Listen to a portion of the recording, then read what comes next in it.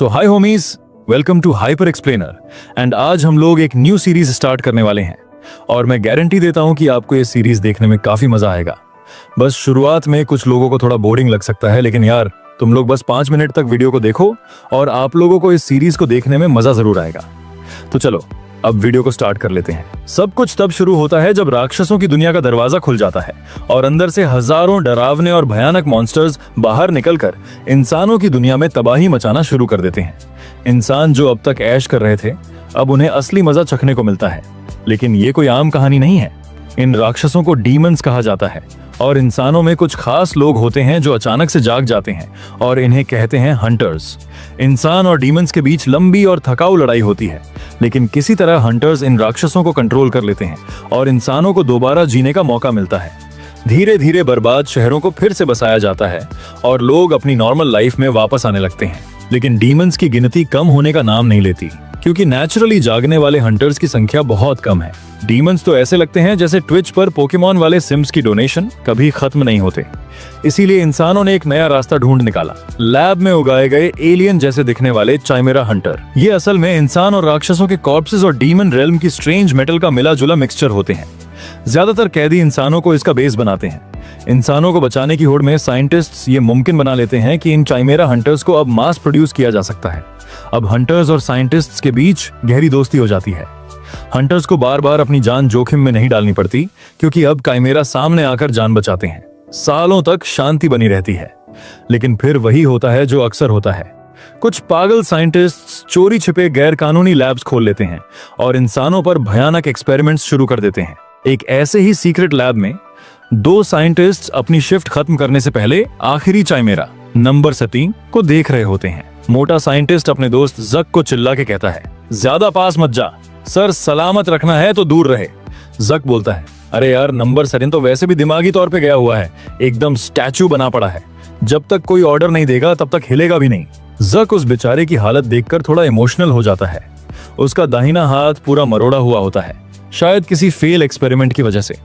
उसे लगने लगता है कि अब इसकी हालत इतनी खराब है कि रिपोर्ट करना ही पड़ेगा, वरना इसे यूं ही मार दिया जाएगा।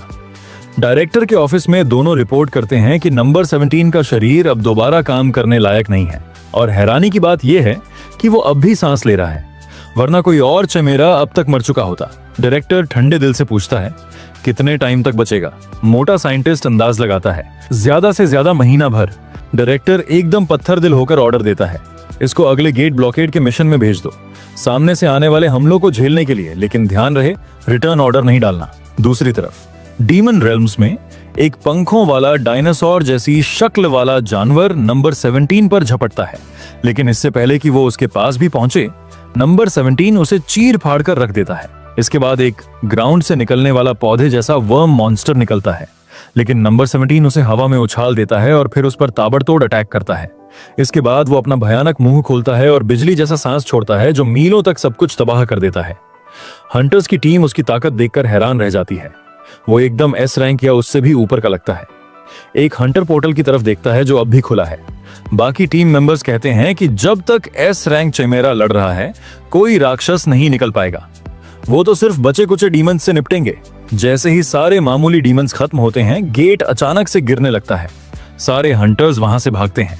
एक औरत पूछती है, हम चाइमेरा को क्यों छोड़ रहे हैं? आदमी जवाब देता है, हमें साफ ऑर्डर मिला है, उसे वहीं छोड़ दो। एक बहुत बड़ा केकड़ा जैसा डीमन हमारे चाइमेरा को बहुत बेरहमी से मारता है। औरत को उस पर थोड़ी दया आती है, लेकिन आदमी कहता है, चाइमेरास तो लैब में पैदा हुए नौकर होते हैं, ऑर्डर्स फॉलो करने के लिए बने हैं बस। हालांकि लड़ाई में उसके शरीर के टुकड़े टुकड़े हो जाते हैं, फिर भी चाइमेरा लड़ता रहता है, क्योंकि उसे लौटने का आदेश नहीं मिला। इस ऑपरेशन में करीब 2000 डीमंस मारे गए और एक भी हंटर्स नहीं मरे, सब उस एक चाइमेरा की बदौलत। जब उसके शरीर का बस सिर बचा होता है, उसकी आंखों के सामने उसकी जिंदगी की फ्लैशबैक चलती है और तब उसे याद आता है वो असल में एक इंसान था जिसे सिर्फ 9 साल की उम्र में किडनैप किया गया था। धीरे धीरे उसे अपनी पूरी जिंदगी फ्लैशबैक की तरह दिखती है। वो देखता है कि वो एक अनाथालय में पैदा हुआ था। 9 साल की उम्र तक पहुंचते पहुंचते वो थोड़ा शरारती बन जाता है और जो बच्चे उसे अगली कहते थे उन पर पत्थर फेंकता था। और यही देखकर ऑर्फनेज का डायरेक्टर उस पर बहुत निराश हो जाता है। वो बूढ़ा आदमी आखिरकार उसकी नॉनस्टॉप बकवास से तंग आ गया और उसे अनाथालय से बाहर लात मारकर निकाल देता है। उसे बिल्कुल परवाह नहीं कि बच्चा बाहर ठंड में मर भी जाए तो। ठंड में बेहोश पड़े हुए उसे एक साइंटिस्ट की टीम मिलती है और उनमें से एक साइंटिस्ट ये सोचकर थोड़ा परेशान हो जाता है कि इस शहर की स्लम्स में ही ऐसे बच्चे मिल जाते हैं जैसे सड़कों पर ईस्टर एग्स पड़े हों। खैर, असली पागल साइंटिस्ट वही होता है जो ऐसे मौके को छोड़ता नहीं। तो वो लड़के को उठाकर लैब ले जाता है और उस पर खतरनाक गैर कानूनी एक्सपेरिमेंट शुरू कर देता है। पहले ही एक्सपेरिमेंट में वो लोग उस पर एक मैजिक स्पेल कास्ट कर देते हैं ताकि वो कभी भाग ना सके, और उसका नाम रख देते हैं नंबर 17। जब वो होश में आता है तो सबसे पहले देखता है कि पागल साइंटिस्ट्स कैमरा ऑन करके उसे रिकॉर्ड कर रहे हैं और साथ में उसकी नसों में S rank silk worms inject कर रहे हैं। बेचारा हिलना चाहता है लेकिन उसे जानवरों की तरह कसकर बांध रखा है, जैसे उसकी कोई इंसानी इज्जत ही नहीं। दिन बीतते जाते हैं और साइंटिस्ट लोग हैरान हैं कि नंबर 17 पर कोई साइड इफेक्ट दिख ही नहीं रहा। उसका दिमाग और सोचने की शक्ति बिल्कुल ठीक है और वो सभी मॉन्स्टर्स की एबिलिटी पर फुल कंट्रोल रखता है। बाहर से देखने पर लगता है कि वो बस 1 सेकंड दूर है स्कूल शूटिंग मोड में जाने से, लेकिन इन पागल साइंटिस्ट्स के दिमाग में बस यही चल रहा है कि ये लड़का कितना यूनिक और कमाल का है। वो लोग उस पर हर तरह के मॉन्स्टर सेल्स इंजेक्ट करना जारी रखते हैं और 6 ईयर के बाद वो एक काइमेरा हंटर बन चुका होता है जो एक ही हमले में डीमंस को खत्म कर सकता है। एक वॉर में वो ऐसा लेजर बीम छोड़ता है जो बग टाइप मॉन्स्टर्स को भून देता है और रोड के मीलों तक का जमीन साफ कर देता है। एक माँ अपने और अपनी बेटी की जान बचाने के लिए उसे थैंक्स कहती है, जबकि घायल हंटर माफी मांगता है कि उसे एक छोटे लड़के पर निर्भर होना पड़ा। लेकिन हमारा लड़का कहता है कि वो ठीक है, वो अंदर से बिल्कुल कोल्ड महसूस कर रहा है। कुछ सालों बाद उसका हिप्नोसिस अचानक टूट जाता है और वो सोचने लगता है कि आखिर वो इतने सालों से कर क्या रहा था, जिससे साइंटिस्ट को भी पता चल जाता है कि अब साइड इफेक्ट्स उभरने लगे हैं। वक्त बीतता है और उस पर 500 से ज्यादा मॉन्स्टर्स के सेल्स इंजेक्ट कर दिए जाते हैं, यहाँ तक कि वो कुछ ऐसा दिखने लगता है जिसे इंसान कहना भी मुश्किल हो जाए। और करीब 20 साल बाद वो एक विशाल ड्रैगन जैसे कुत्ते में बदल जाता है जिसके पास कोई आत्मा नहीं होती और इतना घिनौना लगता है कि आम लोग उसे देखकर अपनी आंखें बंद कर लेना चाहेंगे। लेकिन फाइनली उसका ये कुत्ते से भी घटिया लाइफ आखिरकार खत्म हो जाता है और उसके अंदर की सिर्फ एक हड्डी बचती है। लेकिन तभी वो हड्डी अचानक हवा में तैरने लगती है और उसका पूरा शरीर रिजेनरेट होने लगता है जब तक कि चाइमेरा नंबर 17 फिर से पैदा नहीं हो जाता। मगर इस बार वो एक हैंडसम ह्यूमन बनकर लौटता है जिसके 6 पैक्स और एब्स पत्थर जैसे सॉलिड होते हैं। अपने इस पागलपन भरे रिवाइवल से हक्का बक्का होकर वो खुद से पूछता है कि क्या वो फिर से इंसान बन गया है। उसे लगता है कि क्योंकि वो मॉन्स्टर सेल्स अब भी उसके अंदर हैं, तो शायद वो पूरी तरह इंसान नहीं है। खासकर जब वो आसानी से अपने नुकीले पंजे घुमाता है जैसे वो किसी apex predator fashion line launch करने वाला हो। लैब से कोई उसे वापस खींचने नहीं आया तो हमारा लड़का मान लेता है कि उसे छोड़ दिया गया है। फिर उसे ध्यान आता है कि उसकी बाहीं पर जो लैब न्यूमर हुआ करता था वो अब गायब है और इससे वो सोचने लगता है कि आखिरकार उसने लैब से अपने सारे रिश्ते तोड़ दिए हैं। अब जब उसके पास ऐसा शरीर है जो खुद नर्क से भी ज्यादा हॉट है, वो सोचता है कि शायद ये किसी इमॉर्टल टाइप मॉन्स्टर की एबिलिटी है, वही जो 3 बार तक रिवाइव हो सकता है जब तक उसका कोर नष्ट न कर दिया जाए। लेकिन एक बात अब भी उसे परेशान करती है कि साइंटिस्ट्स हमेशा कसम खाकर कहते थे कि इंसानी और इमॉर्टल मॉन्स्टर्स के सेल्स कभी मिक्स नहीं हो सकते, लेकिन अब वो पूरी तरह अल्फा मोड में है और उसकी हालत देखकर तो जॉनी ब्रावो भी बैकग्राउंड कैरेक्टर लगे।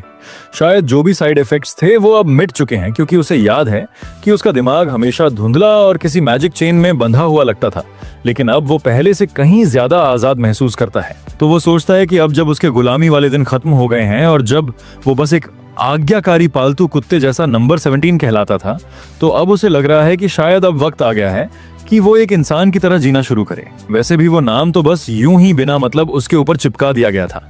वो अपने असली नाम को याद करने की कोशिश करता है, लेकिन तभी अचानक एक फ्लैशबैक में चला जाता है जहां एक बूढ़ा साइंटिस्ट जो उसे पागल बोलता था लेकिन फिर भी कहता था कि अब से लोगों की मदद करना। उस टाइम तो वो अपने पूरे हिप्नोसिस फेस में था और उसने कोई जवाब नहीं दिया। अब प्रेजेंट में लौटकर वो उस सलाह को बकवास बताता है और हंस देता है कि एक स्लम में पैदा हुआ अनाथ किसी की मदद करेगा। जैसे ही वो सनसेट की तरफ देखता है उसके एब्स ऐसे चमक रहे होते हैं जैसे अलग से लाइटनिंग लगाई गई हो। वो एक पल के लिए बदला लेने के बारे में सोचता है लेकिन फिर उसे छोड़ देता है क्योंकि बदला लेने के लिए सामने वाला जिंदा होना चाहिए और अब तो इतने साल हो चुके हैं कि वो गुस्सा भी बस एक हल्की खुजली जैसा लगने लगा है। वैसे भी अभी इंसानों की दुनिया का कोई रास्ता खुला नहीं है, तो वो सोचता है कि जब कभी उनसे मिलेगा तब बात होगी।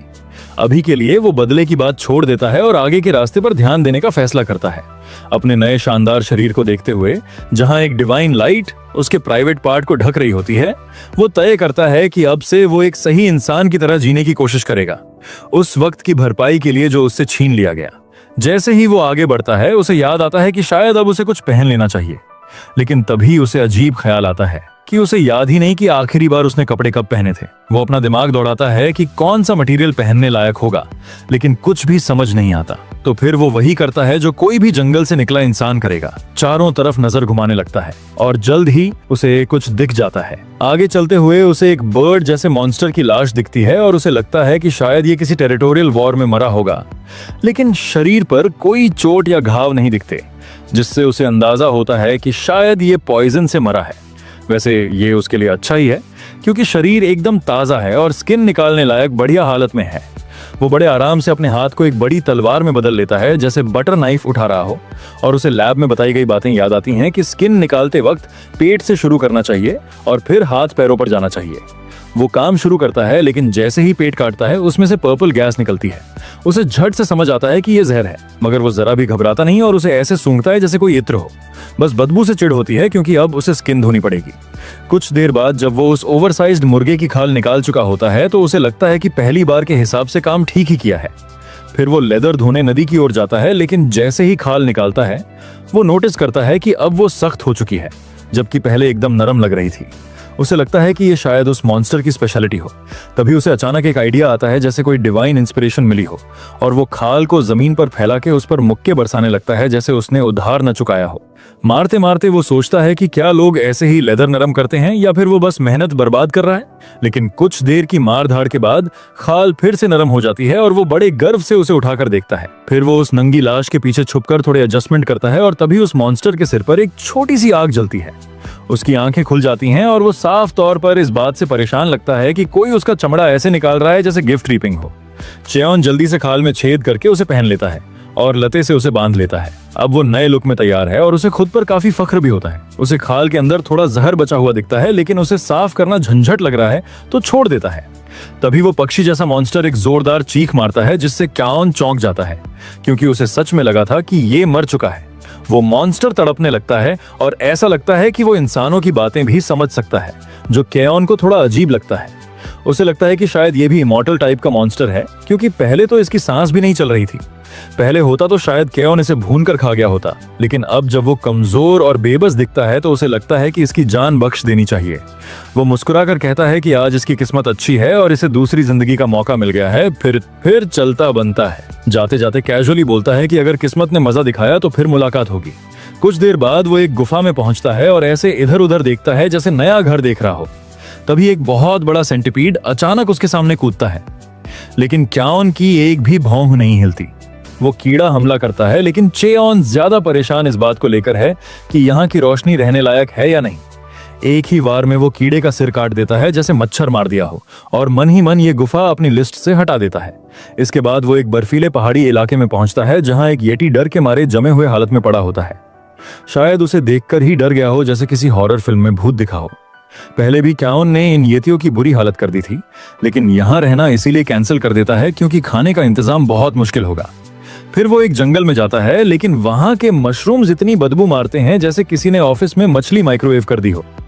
तो वो जगह भी रिजेक्ट हो जाती है। वो आगे चलता रहता है, किसी डरावनी छिपकली वाली गुफा से लेकर एक ज्यादा ही आरामदायक लग रहे ज्वालामुखी तक, लेकिन कोई भी जगह उसे जमती नहीं। आखिर में वो एक खाई के किनारे पहुंचता है और वहां से दिखने वाला नजारा देखकर दंग रह जाता है। उसे यकीन नहीं होता कि राक्षसों की दुनिया में भी इतनी खूबसूरत जगह हो सकती है।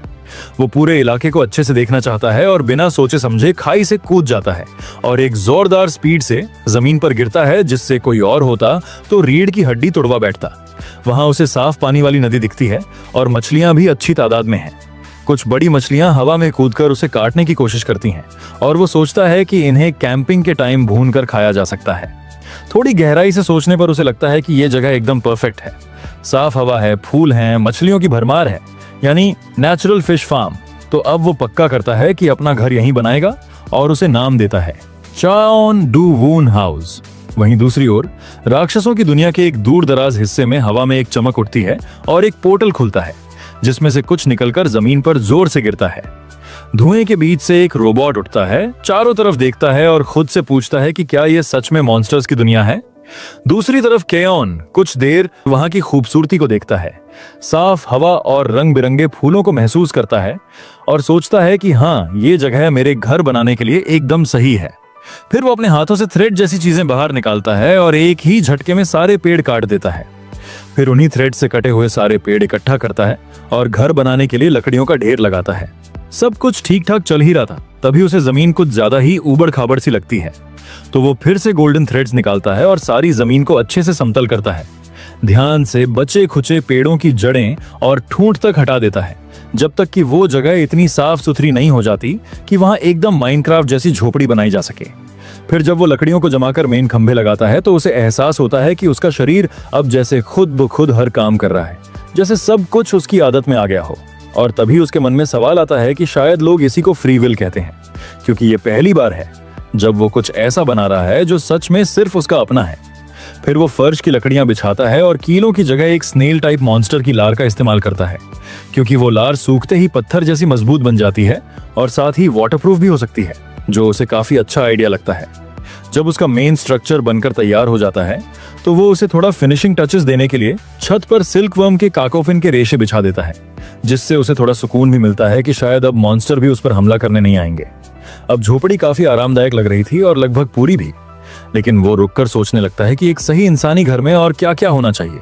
फिर उसे याद आता है कि लैब में रहते हुए वो लोग पुराने जमाने के इंसानी घरों की वीडियो दिखाया करते थे, जब गेट्स खुले भी नहीं थे। वो सोचता है कि ज्यादातर घरों में या तो कोई पेट होता था या लोग अपने यार्ड में कुछ ना कुछ उगाते थे, और क्योंकि डॉग्स जैसी चीजें डीमन वर्ल्ड में तो है नहीं, तो उसे लगता है कि बेस्ट ऑप्शन है कुछ पौधे उगाना और एक छोटा सा गार्डन बना लेना। थोड़ी देर सोचने के बाद और आसपास के क्लाइमेट को देखने के बाद वो तय करता है कि मांड्रागोरा उगाना सही रहेगा, खासकर जब पास ही बर्फीला पहाड़ है जो उनके नेचुरल हैबिटेट जैसा है। जब वो बर्फ से ढके पहाड़ी इलाके में चढ़ाई कर रहा होता है तो उसे याद आता है कि मैंड्रागोरा आमतौर पर मना रिच पीक्स में उगते हैं। चारों तरफ जमी बर्फ देखकर उसे वो दिन याद आता है जब उसे किडनैप्ड करके लैब में ले जाया गया था। अजीब बात है, अब उसे वो पल भी किसी किस्म की ब्लेसिंग जैसा लगने लगा है, क्योंकि चाइमेरा बनने के बाद अब उसे ना तो ठंड में मरने की चिंता है और ना ही भूख से बेहाल होने की। कुछ देर बाद उसे हाय माना का एहसास होता है और वो समझ जाता है कि अब वो करीब पहुंच गया है, और जैसा कि उसने सोचा था उसे आखिरकार मंड्रागोरा की जड़ें दिख जाती हैं। ये कुछ सनफिश जैसे दिखते हैं जिनके सिर पर पत्ते होते हैं, और ये बहुत ही ज्यादा स्ट्रेस सेंसिटिव होते हैं। मतलब जरा सा माहौल बदला नहीं कि मुरझा जाते हैं या मर जाते हैं। वो सोचता है कि छोटे और नए पौधे लेना ज्यादा सही रहेगा, क्योंकि शायद वो नई जगह पर खुद को ढाल लें। तो वो बड़े ध्यान से 3 मंड्रागोरा चुनता है, खुद को मानसिक रूप से उस जबरदस्त चीख के लिए तैयार करते हुए जिसके लिए वो बदनाम है। लेकिन उसके हर अंदाजे को झुठलाते हुए पहला छोटा सा मंड्रागोरा आराम से सो रहा होता है, एकदम किसी बच्चे की तरह खर्राटे मारते हुए। बाकी 2 भी बाद में मिलते हैं, वो भी नींद में होते हैं और नींद में बड़बड़ा भी रहे होते हैं। ये देखकर वो थोड़ा चौंकता है, लेकिन फिर उसे याद आता है कि असल में मंड्रागोरा की चीख लैब में बनाई गई डरावनी कहानी थी, जहां उन्हें कम मना वाली टेंशन भरी जगहों में जबरन उखाड़ा जाता था तो वो रोने चिल्लाने लगते थे। तो अब उसे लगने लगता है कि शायद अब वो शांत हैं, क्योंकि डीमन वर्ल्ड का वातावरण उनके लिए अनुकूल है।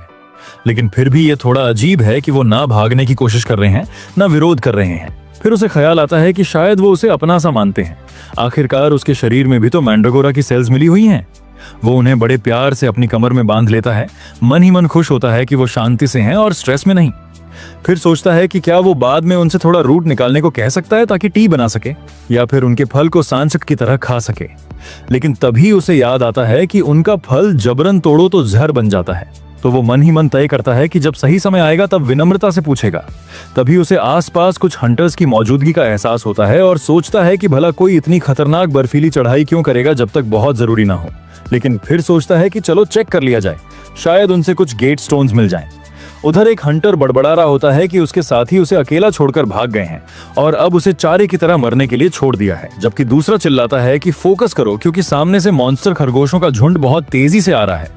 ये खरगोश दिखने में भयानक होते हैं, उनके मुंह चौड़े चौड़े खुले हुए होते हैं जिनमें टेंटिकल्स और नुकीले दांत होते हैं। उनमें से एक हंटर जैसे तैसे एक फोर्स फील्ड बना लेता है जिससे वो लोग तुरंत मरे नहीं, लेकिन उसे जल्दी ही समझ आ जाता है कि उसकी शील्ड ज्यादा देर तक नहीं टिकेगी। तभी उसे पछतावा होता है कि उसने ये मिशन क्यों लिया, काश कोई छोटी मोटी नौकरी कर ली होती। जैसे ही उसकी शील्ड टूटने लगती है तभी हमारा लड़का एक दमदार सुपरमैन जैसी एंट्री करता है और दोनों हंटर्स उसे देखकर हक्के बक्के रह जाते हैं कि अचानक एक इंसान बिना किसी डर के यहाँ कैसे आ गया। उसकी मौजूदगी भर से ही बर्फीले मॉन्स्टर खरगोश डर के मारे भाग जाते हैं, जैसे कोई छोटा चूहा बिल्ली को देख ले। दोनों हंटर उसके पास दौड़कर आते हैं, खुद को सियोंग जू और किम ताएहुन बताते हैं और उसका नाम पूछते हैं। वो अपना नाम बताता है, लेकिन दोनों कहते हैं कि ऐसा नाम उन्होंने पहले कभी नहीं सुना। किम ते-हून सोच में पड़कर बोलता है कि कहीं वो कोई जंगली शिकारी तो नहीं, क्योंकि उसके गुफा वाले लुक को देखकर ऐसा ही लग रहा है। लेकिन हमारा बंदा तुरंत पलटकर पूछता है कि तुम लोग यहाँ क्या कर रहे हो, इस मौत के कुएं जैसी जगह में घूमते हुए, वो भी बिना किसी हाई रैंक पहचान के।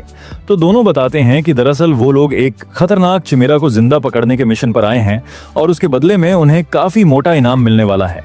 ये सुनते ही हमारे बंदे के कान खड़े हो जाते हैं। फिर उनमें से एक क्लियर करता है कि वो चिमेरा असल में एक लैब से भाग गया था और पीछा करते वक्त सीधे एक गेट में छलांग मार दी। ये सुनकर हमारे लड़के को बहुत राहत मिलती है, क्योंकि इससे साफ हो गया कि ये लोग उसे पकड़ने नहीं आए हैं।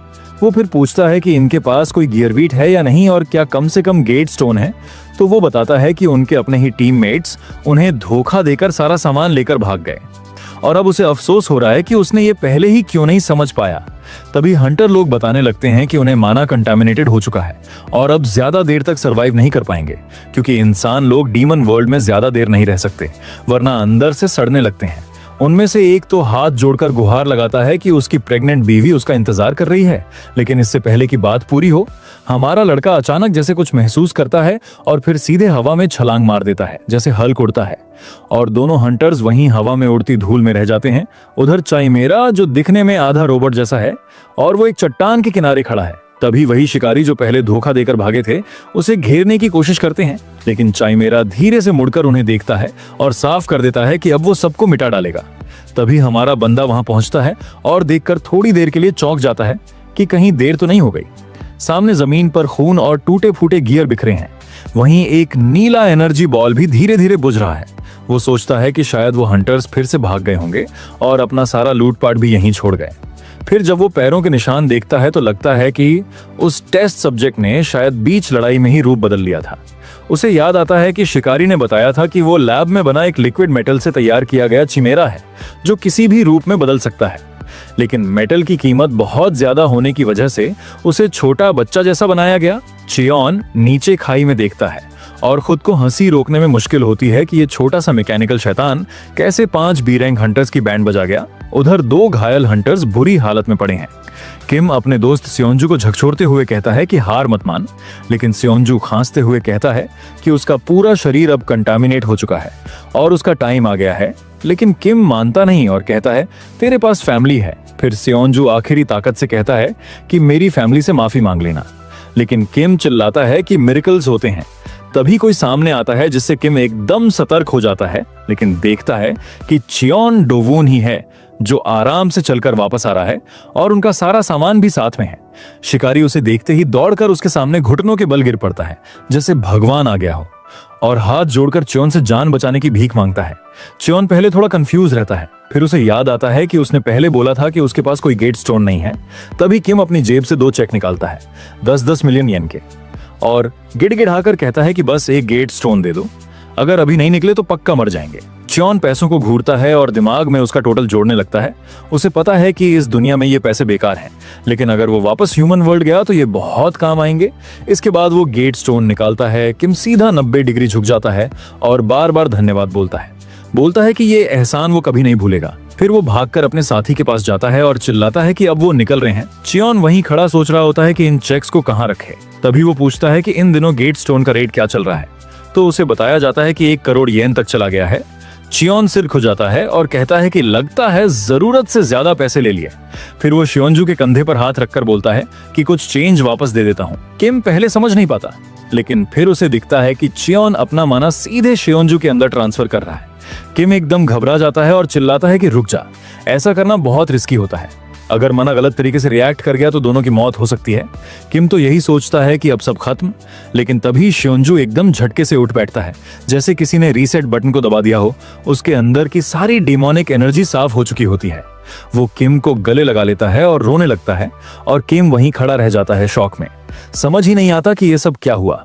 चियोन चुपचाप मुड़कर वापस जाने लगता है और पीछे से शियोंजू चिल्लाता है कि वो ये एहसान कभी नहीं भूलेगा। किम अभी भी खड़ा सोच रहा होता है कि ये बंदा है कौन। हमारा लड़का वापस अपने घर पहुंचता है। दरवाजे के बाहर 1 सेकंड रुकता है, फिर चैन की सांस लेता है, क्योंकि कोई घुसपैठिया नहीं है।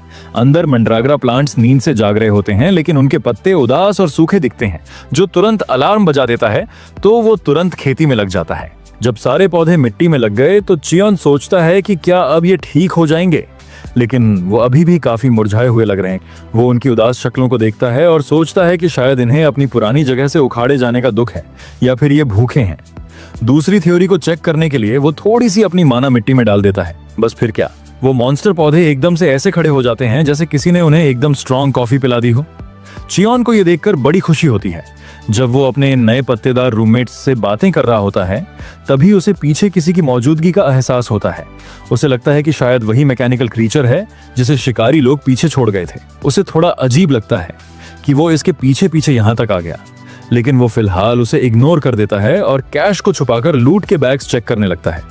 उसने देखा कि उसकी तो लॉटरी लग गई, एक्स्ट्रा कपड़े, स्लीपिंग बैग्स, कुकिंग का सामान, और तभी उसकी नजर पड़ती है रामेन के पैकेट पर। उसे याद आता है कि ये उसने आखिरी बार अनाथाश्रम में खाया था और उसे पुरानी यादें झटका देती हैं। भूख भी लग रही होती है और मूड भी बन गया होता है, तो वो तुरंत पकाने का फैसला करता है। रेसिपी फॉलो करने की कोशिश करता है और झील से पानी लेने चला जाता है, लेकिन समझ नहीं आता कि सही मात्रा कितनी होनी चाहिए। तभी झील की मछलियां ऐसे कूदती हैं जैसे उसी को खाना हो। उसे याद आता है कि लोग रामेन में कुछ भी डाल देते हैं स्वाद के लिए, तो वो एक मछली की आत्मा को अपनी उंगली से बाहर निकाल देता है। फिर इधर उधर ढूंढता है अंडे। कुछ अजीब से कैप्सूल जैसे अंडे मिलते हैं, वो उठा लेता है और हरे प्याज न मिलने पर पेड़ के ताजे पत्ते ले लेता है। चलो ये भी ठीक है। सब कुछ एक बर्तन में डालकर सोचता है बस इतना काफी है। तभी छोटा सा रोबोट बाहर आता है और अपने पेट पर हाथ रखकर बर्तन की तरफ ऐसे देखता है जैसे उसे भी बहुत भूख लगी हो। चियोन आग जलाता है और नोटिस करता है कि रेसिपी में ये नहीं लिखा कि मछली कब डालनी है, तो वो सब कुछ एक साथ उबालने लग जाता है। जैसे ही बर्तन से खुशबू उठती है, मॉन्स्टर्स और पौधे तो नाक बंद करने लगते हैं। चियोन सोचता है, क्या रामेन की खुशबू हमेशा से ऐसी ही होती है? रोबोट उस खुशबू से झूमने लगता है और खाने की लालसा में थोड़ा और पास आ जाता है। फिर अचानक वो खुद को एक पपी में बदल लेता है। उसे लैब से याद है कि इंसान कुत्तों से प्यार करते हैं, तो वो इस बात का फायदा उठाने के लिए एक पैर में लंगड़ा कर चियोन की तरफ आता है और नाटक करते हुए कराहने लगता है ताकि कुछ सिंपैथी मिल जाए। लेकिन चियोन एकदम सपाट चेहरा लिए उसे देखता है। उसे जरा भी हैरानी नहीं होती और वो सोचता है कि ये तो बस इसे धोखा देने की कोशिश कर रहा है और चोट भी फेक लग रही है। वो इसके ज्यादा क्यूट एक्ट को देखकर समझ जाता है कि ये बच्चा है और शायद ज्यादा समझदार नहीं है। उसे ताज्जुब होता है कि ऐसा नासमझ बच्चा लैब से भागकर डीमन रेल्म तक कैसे पहुंचा। फिर भी वो उससे पूछता है कि क्या उसे रामेन खाना है, और वो रोबोट तुरंत लार टपकाने लगता है। उनके सामने जो है वो असल में एक जहरीला मिक्सचर है जो किसी बड़े आदमी को भी गिरा दे, लेकिन दोनों रिस्क लेने को तैयार होते हैं। जैसे ही दोनों एक बाइट लेते हैं, पपी कुछ सेकंड के लिए रुककर स्वाद को समझने की कोशिश करता है। वहीं चियोन सीधे एक याद में पहुंच जाता है, जब वो अनाथाश्रम में हॉट रामेन खाता था, और मुस्कुराकर कहता है कि ये उसी जैसा स्वाद है। उसकी यादें इतनी तेज होती हैं कि असली स्वाद की बर्बादी को भी ढक देती हैं। वहीं मॉन्स्टर पौधे तो महक से ही मरने की कगार पर आ जाते हैं। खाना खत्म करने के बाद चियोन उस पपी से कहता है कि अब सफाई का टाइम है और अब तू जा सकता है। पपी जैसे ही लंगड़ाते हुए जाता है, चियोन हंसते हुए कहता है कि पहले तो तू दूसरे पैर पे लंगड़ा रहा था। रोबोट तुरंत अपना पैर बदलकर वापस सही वाले पे लंगड़ाने लगता है और चियोन अपनी हंसी रोक नहीं पाता। फिर वो बर्तन धोता है और कपड़े धोने लगता है, पुराने जमाने की तरह डंडे से मारकर। उसे पॉलन से खास लगाव नहीं है, लेकिन वो सोचता है कि अब हमेशा लेदर वाली आउटफिट में नहीं घूम सकता। वो कपड़ों पर धीरे मारने की कोशिश करता है, लेकिन एक झटके में पत्थर ही टूट जाता है और कपड़ा भी फट जाता है। थोड़ी देर वो चुप खड़ा रहता है और फिर आखिरी कपड़े को उठाता है। तभी उसे दिखता है कि रोबोट अब भी पास ही कहीं छुपा हुआ उसे देख रहा है। पहले वो पत्थर बनकर छिपा था, फिर बर्तन धोते वक्त मछली बन गया था, और फूलों के टाइम पे पेड़। उसे एहसास होता है कि ये बच्चा चुपचाप उसका पीछा कर रहा है, लेकिन कभी सीधे पास नहीं आता। फिर एक मधुमक्खी उसकी नाक पर बैठ जाती है और वो चिल्ला पड़ता है कि उसे मधुमक्खियां बिल्कुल पसंद नहीं। उसकी हरकतें देखकर चियोन समझ जाता है कि ये बच्चा शायद 5 साल से छोटा है। उसकी आवाज भी रोबोट जैसी है, जैसे उसमें नकली यादें डाली गई हों। वो उसे नजरअंदाज करता है और गला साफ करके कहता है, फोर्साइथिया के फूल प्यारे हैं ना।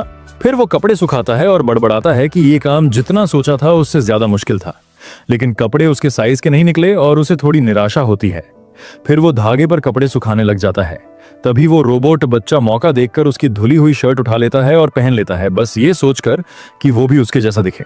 फिर खुशी में खुद को एक छोटी सी इंसानी बच्ची में बदल लेता है। वहीं दूसरी तरफ चियोन देखता है कि मांड्रागोरा बच्चे अब भी मिट्टी से बाहर निकलने की कोशिश कर रहे हैं। यहाँ पत्ते मुरझा रहे हैं और जड़ें सूखी लग रही हैं, जो कि अजीब है क्योंकि उसने पहले ही सारे वीड्स साफ कर दिए थे। जिज्ञासावश वो थोड़ा और खुदाई करता है और देखता है कि मिट्टी में अब भी कीड़े और गंदगी भरी पड़ी है, जिससे पौधों को ठीक से बढ़ने में दिक्कत हो रही है। तभी उसे एहसास होता है कि शुरुआत में ही उसे मिट्टी की जुताई कर लेनी चाहिए थी और इस गलती से शायद उसने मंड्रागोरा बच्चों को खतरे में डाल दिया। अब चीजों को सुधारने की मंशा से वो अपने घर के बराबर साइज की एक बगिया तैयार करने लगता है। उसी वक्त वही मैकेनिकल लड़की उसके सामने आकर खड़ी हो जाती है और उसे हाई करती है। उसे हैरानी होती है कि लड़की आखिरकार बोलने लगी है। वो पूछती है कि क्या ये घर उसका है और वो प्राउड में हाँ में जवाब देता है। तुरंत ही लड़की नतीजा निकाल लेती है कि वो जरूर डीमन रेल्म का निवासी होगा। उसे थोड़ा छेड़ने के इरादे से वो पूछता है कि वो किस ट्राइब से है। लड़की थोड़ा उलझ जाती है लेकिन ब्लफ करने की कोशिश करती है और कहती है कि वो बहुत दूर 1000 किलोमीटर दूर झरने के पार के एक इलाके से है जहां वो कभी पहुंच भी नहीं सकता। वो मजाक में पूछता है कि क्या वो कोकोनट ट्राइब से है और बिना एक पल घुमाए वो गर्व से सिर हिलाती है, जैसे ये तो सबसे ऑब्वियस बात हो। जब वो उसके शर्ट के बारे में सवाल करता है तो लड़की बड़े कैजुअली बताती है कि उनके ट्राइब में जो चीज तो जिसे मिलती है वही उसकी हो जाती है। बस उनका तरीका ही ऐसा है। उसकी इस लॉजिक पर वो हंस पड़ता है और शर्ट को उसको पास ही रहने देता है और पूछता है कि वो यहाँ तक आई ही क्यों। लड़की बताती है कि उसे उसके ट्राइब से निकाल दिया गया और फिर शर्माते हुए पूछती है कि क्या वो यहाँ रह सकती है, क्योंकि यहाँ ना तो कीड़े हैं और एक पक्का घर भी है, तो उसे ये जगह काफी सुरक्षित लगती है। वो अंगुलियां मरोड़ती हुई ऐसे बोलती है जैसे कोई पपी आइज वाली ऑडिशन दे रही हो। उसे समझ आता है कि वो बस एक शांत जगह ढूंढ रही है जहां चैन से रह सके। वो मान जाता है लेकिन शर्त रखता है कि उसे घर के कामों में मदद करनी होगी। उसकी आंखें चमक उठती हैं और वो तुरंत पूछती है कि उसे क्या करना है। वो बताता है कि उन्हें एक वेजिटेबल पैच तैयार करना है ताकि मैंड्रागोरा को एक ठीक ठाक घर मिल सके। बिना सोचे वो लकड़ी का डंडा उठाती है, एक कॉन्फिडेंट पोज में खड़ी होती है और कहती है कि वो ये काम करने के लिए काफी मजबूत है।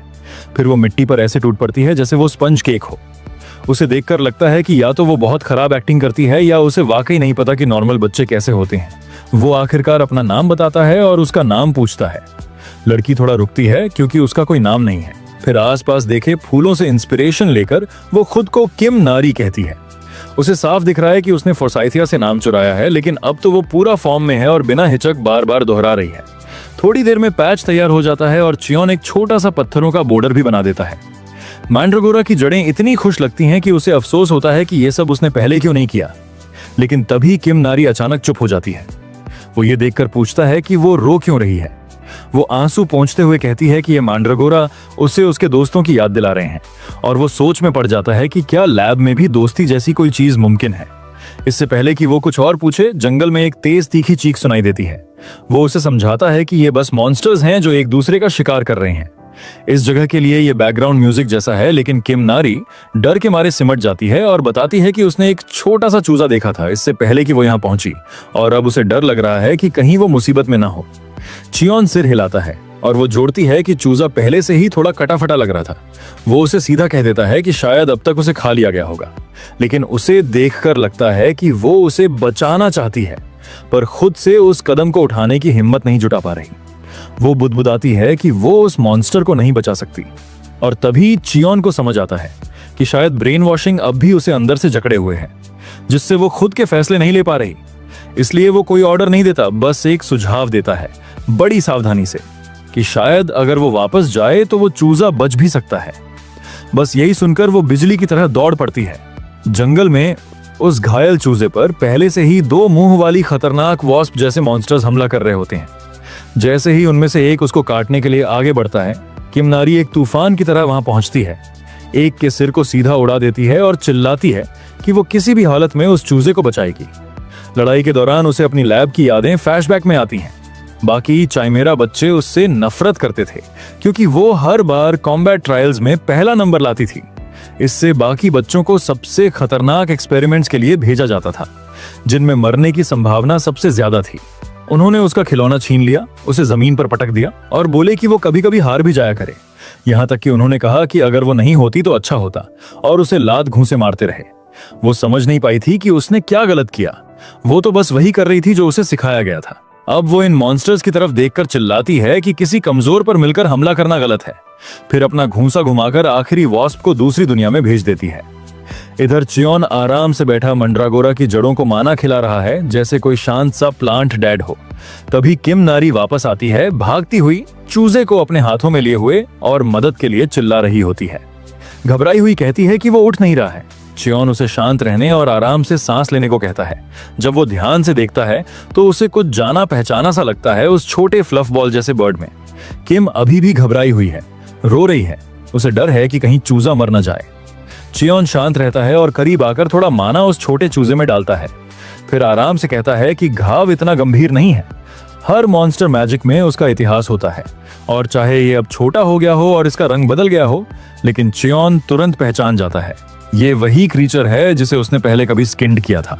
वो शर्लॉक जैसी पोज मारता है, ये सोचते हुए कि ये बर्ड इतनी सिकुड़ क्यों गई है, जबकि किम बार बार पूछ रही होती है कि क्या ये मरने वाली है। लेकिन चियोन उसे समझाता है कि वो बस कुपोषित है और भूख से सूख गया है। वो बताता है कि उसने उसे थोड़ी माना दे दी है, तो अगर उसे आराम से रहने दिया जाए तो वो खुद ब खुद ठीक हो जाएगा। लेकिन तभी किम को अचानक एक ट्रॉमा फ्लैशबैक मारता है और उसकी यादें उसे उस लैब में वापस खींच ले जाती हैं, जहां उसकी फटी हुई डॉल थी। कांपती हुई आवाज में वो कहती है कि वो इसे ऐसे ही छोड़ नहीं सकती, क्योंकि वो बार बार ऐसे गिर रहा है जैसे कोई दुखी पैनकेक। वो उसे कस के पकड़ लेती है और पपी आइज निकालकर पूछती है कि क्या वो इसे रख सकती है, ये वादा करते हुए कि वो इसका अच्छे से ख्याल रखेगी। चियोन मुस्कुरा देता है और उसे चेतावनी देता है कि हो सकता है ये बहुत बड़ा हो जाए, लेकिन किम कहती है कि वो इसे बस थोड़ा थोड़ा खाना देगी।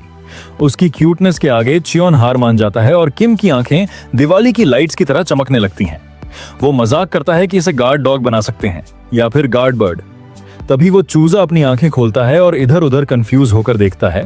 फिर चियोन को देखकर पहचान लेता है कि कैसे उसने पिछली बार उसकी खाल जिंदा ही नोच ली थी, और डरते हुए पिजन की तरह आवाज छोड़ता है।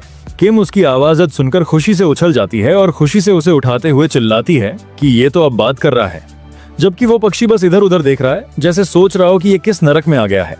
वो उसे फिर से कस के पकड़ लेती है और वो पक्षी बेबस होकर फड़फड़ाने लगता है, जबकि चियोन वहां अजीब सी हालत में खड़ा है, समझ नहीं पा रहा कि ये सब क्या चल रहा है। चूजा फिर से चिल्लाता है और कहता है कि मुझे छोड़ दो, और चियोन को यह सुनकर झटका लगता है कि वो असल में उसकी बात समझ पा रहा है।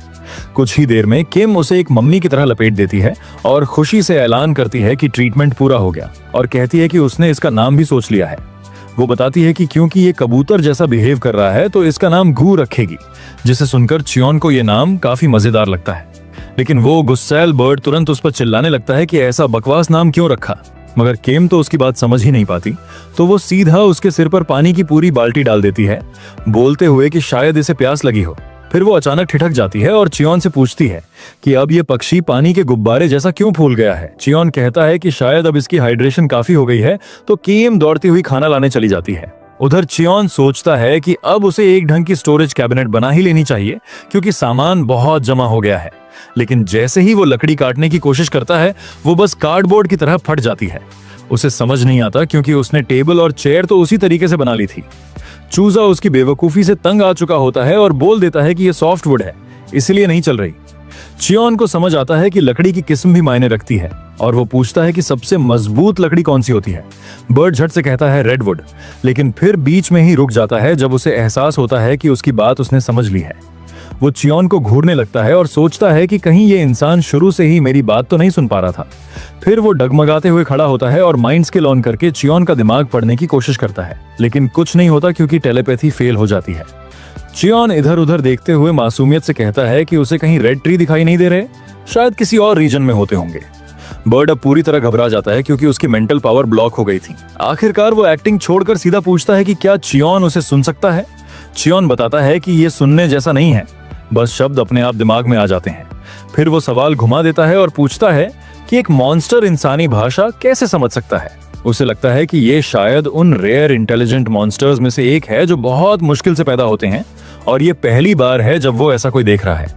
फिर वो सीधा पूछता है कि क्या ये वही पुराना पक्षी है जो पहले मिला था। तो चूजा कंफर्म करता है कि हाँ, वो फिर से आया है, क्योंकि वो चियोन से दोबारा मिलना चाहता था, क्योंकि चियोन ने उसकी जान बचाई थी और वो उसका एहसान चुकाना चाहता था। चियोन कहता है कि तो फिर मेरी अभी मदद कर दे। ये सुनकर बर्ड थोड़ा चौंक जाता है, लेकिन फिर लंबी सांस लेकर कहता है कि ठीक है, वो उसे रेड ट्री तक ले जाएगा। वहीं दूसरी तरफ किम जान बचाकर दौड़ रही होती है, उसके पीछे आग के गोले बरस रहे होते हैं। वो चिल्ला रही होती है कि कोई उसे छोड़ दे, और रोते हुए कह रही होती है कि बहुत गर्मी हो रही है। तभी एक विस्फोट उसे जमीन पर गिरा देता है और वो डर के मारे पूरी तरह टूट जाती है। सोचती है कि शायद लैब के लोग आ गए और अब उसका अंत हो गया। तभी आग से कोई बाहर निकलता है, जिसके लंबे बाल ऐसे उड़ रहे होते हैं जैसे कोई थर्ड क्लास एनिमी का एंट्री हो। वो अपना ट्रैकर देखता है और कंफर्म करता है कि यही वो मैकेनिकल क्रीचर है जिसकी उन्हें तलाश थी। अगला अटैक चार्ज करते हुए वो बड़बड़ाता है कि उसकी जान भी यहाँ पर खतरे में है, और किम की ओर एक और फायरबॉल फेंकता है। किम बस उसे देखते हुए हार मान लेती है। लेकिन तभी हमारा हीरो एकदम स्टाइल में बीच में कूदता है और उस फायरबॉल को ऐसे रोक देता है जैसे कोई मच्छर उड़ाया हो। गू तुरंत कहता है कि पेड़ की दिशा बाद में देखेंगे, अभी लड़की को बचाना ज्यादा जरूरी है। चियोन नोटिस करता है कि किम आग से बहुत डर रही है और उसकी हालत मेंटली ठीक नहीं लग रही। वो तय करता है कि पहले आग बुझाई जाए और बर्ड भी सहमत होता है, कहते हुए कि जो इंसान एक बच्चे को निशाना बनाता है वो तो पूरा कचरा है। वहीं वो लहराते बालों वाला लड़का चियोन को घूरता है और उसे गुफाओं में रहने वाला कहते हुए धमकी देता है कि अगर पीछे नहीं हटा तो उसे मिटा देगा। चियोन पलटकर जवाब देता है कि ये रुपंजल वाला बंदा कुछ ज्यादा ही बकबक कर रहा है और ये बात सुनते ही सामने वाला तमतमा उठता है। वो चिल्लाता है कि चियोन उसका ड्रामेटिक मोमेंट बर्बाद कर रहा है और गुस्से में एक बड़ा सा आग का गोला उसकी तरफ फेंक देता है। चियोन बस एक उंगली उठाता है और फ्रीजा वाला स्टाइल अपनाते हुए उस अटैक को ऐसे उड़ा देता है जैसे कोई केक की मोमबत्ती बुझा दी हो। पीछे जबरदस्त धमाका होता है और रूपंजल वहीं खड़ा रह जाता है और पूरा सन्न रह गया है, समझ ही नहीं पा रहा कि हुआ क्या। तभी मलबा गिरने लगता है और देखते ही देखते वो उसके नीचे दब जाता है। कुछ सेकंड बाद चियोन किम के पास आता है और पूछता है कि वो ठीक है या नहीं। किम अपनी आंखें पोंछती है और उसे शुक्रिया कहती है कि उसने सारी आग बुझा दी। फिर चियोन उसे एक जबरदस्त सलाह देता है, अगली बार जब डर लगे तो डर को ही एक घूंसा दे देना। इसके बाद वो रूपंजल की तरफ बढ़ता है, उसके बाल पकड़कर अपनी बात जारी रखता है, लेकिन अचानक बीच में रुक जाता है। वो हाथ में पकड़ा विग घूरता है और चुप हो जाता है। तभी उसे एहसास होता है कि इस बंदे के सर पे तो पूरी तरह से बाल गायब है। चियोन उस टकले की तरफ देखते हुए कहता है, आखिर ये चल क्या रहा है? क्या ये बंदा पहले से ही टकला था? तभी चूजा उसे लिटिल ब्रैट कहता है और वहीं पर किम नारी पूरी तरह से शांत रहती है। उसकी नजर उस आदमी के बिल्कुल चिकने और चमकदार टकले पड़ती है और वो अचानक जोर से हंसने लगती है। उसे ये पूरा सीन बेहद मजेदार लगता है। उसके दिमाग में वही मोमेंट फिर से आता है जब चियोन ने विग पकड़ी थी और ये सोचकर उसकी हंसी और बढ़ जाती है। वो बोलती है कि अब उसे बिल्कुल डर नहीं लग रहा और गंजे आदमी पर हंसने लगती है। चियोन चुपचाप मन में उसका नाम लेता है और फिर हमें पिछले फाइट का फ्लैशबैक दिखाया जाता है। उसे लगता है कि असली दुश्मन शायद उसके सामने टिक नहीं पाएगा और वो अपना हाथ बढ़ाकर एक स्किल इस्तेमाल करने लगता है। उसके कंधे पर चूजा बताता है कि मेंटल रेजोनेंस से किसी के भी यादों में झांका जा सकता है। जैसे ही ये पावर एक्टिवेट होती है, चियोन की आंख सुनहरी रोशनी में चमक उठती है। चूजा ये भी बताता है कि यादें आगे पास भी की जा सकती हैं। सीन बदलता है और एक साइंटिस्ट अपनी लैब में दिखता है। सफेद कोट पहना वो आदमी मुड़कर देखता है, चेहरे पर डरावनी और खतरनाक स्माइल के साथ। वो साइंटिस्ट एक स्लाइम से कह रहा होता है, क्या तुम मुझसे दूर भाग रहे हो? ऐसा लगता है कि तुमने फाइनली अपने सेंस को डेवलप कर लिया है। इसके बाद वो साइंटिस्ट नीली एनर्जी वाले हाथ के साथ उस स्लाइम को पास बुलाता है और कहता है, चिंता मत करो, घबराने की कोई बात नहीं है, ये तो बस तुम्हारे ड्यूरेबिलिटी का एक और टेस्ट है। सीन फिर बदलता है और हमें प्रेजेंट का सीन दिखाया जाता है। चियोन हल्के से किम नारी के सिर पर हाथ फेरता है। वो कहता है कि उसने अच्छा काम किया और सोचता है कि भले ही ट्रॉमा से उभरना मुश्किल है, लेकिन ये एक अच्छा पहला कदम था। फिर वो पूछता है कि आखिर इस टकले का क्या किया जाए और वहीं पर चूजा गंजे आदमी के चमकदार टकले पर चोंच मार रहा होता है। तभी अचानक किम नारी खुशी से कहती है कि उसके पास एक जबरदस्त आइडिया है। इसके बाद हम लोगों को दिखाया जाता है जहां पर गंजा आदमी अब एक तेज बहते झरने के नीचे बंधा हुआ लटक रहा है। लड़की समझाती है कि अगर वो भीग जाएगा तो उसकी आग बुझ जाएगी और फिर वो डरावना नहीं लगेगा। और वहीं पर टकला बंदा मन में ही कह रहा होता है, ये तो वो काम नहीं है जिसके लिए मैं डीमन वर्ल्ड में आया था। Damn it! किम नारी उसकी तरफ उंगली दिखाकर चिल्लाती है, टकले अंकल। लेकिन तभी चियोन याद दिलाता है कि लोगों को उनकी शक्ल से जज नहीं करना चाहिए। चियोन उसे देखता है और सोचता है कि शायद वो अपने डर से उम्मीद से जल्दी उबर रही है। कुछ देर बाद वो खुद नदी में उतरकर एक बड़े बर्तन में साफ पानी भरने लगता है। चूजा उड़ते हुए पूछता है कि वो क्या कर रहा है और वो जवाब देता है कि वो रामेन बनाने के लिए पानी भर रहा है। ये सुनकर किम नारी बेहद एक्साइटेड हो जाती है और कहती है कि उसका मछली वाला रामेन अब तक का सबसे अच्छा रामेन है जो उसने खाया है। चियोन पूछता है कि क्या उसके कबीले में भी रामेन खाया जाता है और वो घबराकर हाँ में सिर हिलाती है। उधर झरने के नीचे लटका टकला सोचता है कि उसका दुश्मन कम से कम एक क्लास का हंटर तो जरूर होगा। उसे शक है कि चियोन उससे भी ज्यादा ताकतवर है, बस अपनी पावर छुपा रहा है। इधर किम नारी पानी में कूदकर चिल्लाती है कि वो मछली पकड़ेगी। टकला आदमी अंदाजा लगाता है कि शायद चियोन कोई रिक्लूसिव हंटर है। चियोन सोचता है कि 3 लोगों के लिए उसे और पानी चाहिए और टकला कह रहा होता है, क्या ये लोग मुझे यहाँ लटकाकर रामेन खाने वाले हैं? भले ही ये डीमन रेल्म है पर यह गलत बात है। तभी किम नारी अचानक पानी से बाहर आती है हाथ में 2 बड़ी और डरावनी मछलियां पकड़े और गर्व से चिल्लाती है कि उसने उन्हें पकड़ लिया। चियोन उसे शांति से कहता है कि एक उसे दे और बाकी छोड़ दे, लेकिन वो जिद करती है कि इसे भी बर्तन में डाल दो। झरने के नीचे लटका टकला बंदा घबराते हुए सोचता है कि ये डरावनी मछलियां तो सूप का स्वाद बिगाड़ देंगी, और ये भी सोचता है कि चियोन इतना ज्यादा पानी क्यों इस्तेमाल कर रहा है। तीनों जैसे ही नदी से आगे बढ़ते हैं, लड़की खुशी से आगे दौड़ते हुए चिल्लाती है कि अब रामेन टाइम है, लेकिन अचानक वो रुक जाती है, हाथ आगे करके अपने साथियों को रुकने का इशारा करती है। झरने के नीचे लटका कैदी मजबूरी में चिल्लाता है कि अगर उसे नीचे उतार दें तो वो खुद रामेन बनाएगा। अब आजाद होकर वो एक लकड़ी की मेज के सामने खड़ा है, ऊपर से स्पॉटलाइट उस पर पड़ रही है और वो खाना बनाने के लिए तैयार है। कुछ लोगों के लिए ये बस रामेन है, लेकिन उसके लिए ये बहुत गंभीर काम है। वो रामेन का पैकेट खोलता है और गोल सूखे नूडल्स का ब्लॉक हाथ में लेता है। सोचता है कि उसके लिए ये एक बेहद इंपॉर्टेंट टास्क है। सामने अंधेरे में बैठे चियोन और किम नारी की लाल चमकती आंखें उसे देख रही हैं, जिससे वो पसीना पसीना हो जाता है। गंजा सोचता है कि रामेन सच्चाई और ईमानदारी से बनाया जाना चाहिए और वो बेसिक तरीके पर ही टिकेगा। पानी के अमाउंट का अंदाजा वो अपने अनुभव से लगाता है, क्योंकि 3 सर्विंग्स बनानी है। पानी उबलने पर वो नूडल्स और सूप बेस डालता है, ये प्लान करते हुए कि उन्हें ठीक 4 मिनट 30 सेकंड तक पकाना है। वो अपनी हार्ट रेट चेक करता है, 60 BPM। इसका मतलब है कि 270 धड़कनों के बाद रामेन बिल्कुल परफेक्ट होगा। जैसे जैसे वो इंतजार करता है, एक हार्ट बीट मॉनिटर की स्क्रीन पर काउंट बढ़ता जाता है, जिससे माहौल में एकदम टेंशन और फोकस आ जाता है। सही वक्त आते ही वो फनी स्टाइल में चॉपस्टिक्स से नूडल्स को हवा में उठाता है और चिल्लाता है। ये एक अहम स्टेप है जिसे वो एयर शावर कहता है, जिससे नूडल्स हवा में आकर चबाने में और मजेदार हो जाते हैं। वो सोचता है कि अगर किमची होती तो ये बिल्कुल परफेक्ट होता, लेकिन मान लेता है कि वो तो डीमन रेल्म में है। वो मुस्कुराते हुए संतुष्टि महसूस करता है, सोचता है कि उसने पूरी मेहनत से खाना बनाया है और अब उसे कोई पछतावा नहीं है। तैयार रामेन का बर्तन भाप छोड़ रहा है और वो उस पर नजर डालते हुए गर्व से खड़ा है। तभी एक सिस्टम विंडो खुलती है, जिसमें उसके सिंसेरिटी रामेन के शानदार स्टैट्स दिखते हैं, जिसमें फ्लेवर स्कोर बहुत ऊंचा है। वो खाना चियोन और किम नारी के सामने रखकर उन्हें चखने के लिए कहता है। लड़की नोटिस करती है कि ये दिखने में अलग लग रहा है। चियोन खुद चखकर देखने का फैसला करता है और पहली बार नूडल्स का एक टुकड़ा उठाकर मुंह में डालता है। तीनों लकड़ी की मेज पर बैठकर ताजा बने रामेन को चूस चूस कर खाने लगते हैं। अचानक चियोन, किम नारी और चूजा तीनों की आंखें चौड़ी हो जाती हैं, जैसे किसी और ही दुनिया में पहुंच गए हों। उन्हें नूडल्स और सूप का ऐसा स्वाद मिलता है मानो वो किसी स्वर्ग में हो। लड़की खुशी से बोल उठती है कि ये कितना स्वादिष्ट है।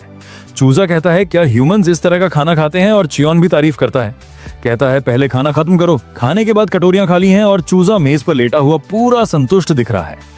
गंजा घबराते हुए पूछता है कि खाना पसंद आया या नहीं। तभी वो देखता है कि सबने पहले ही खत्म कर दिया है।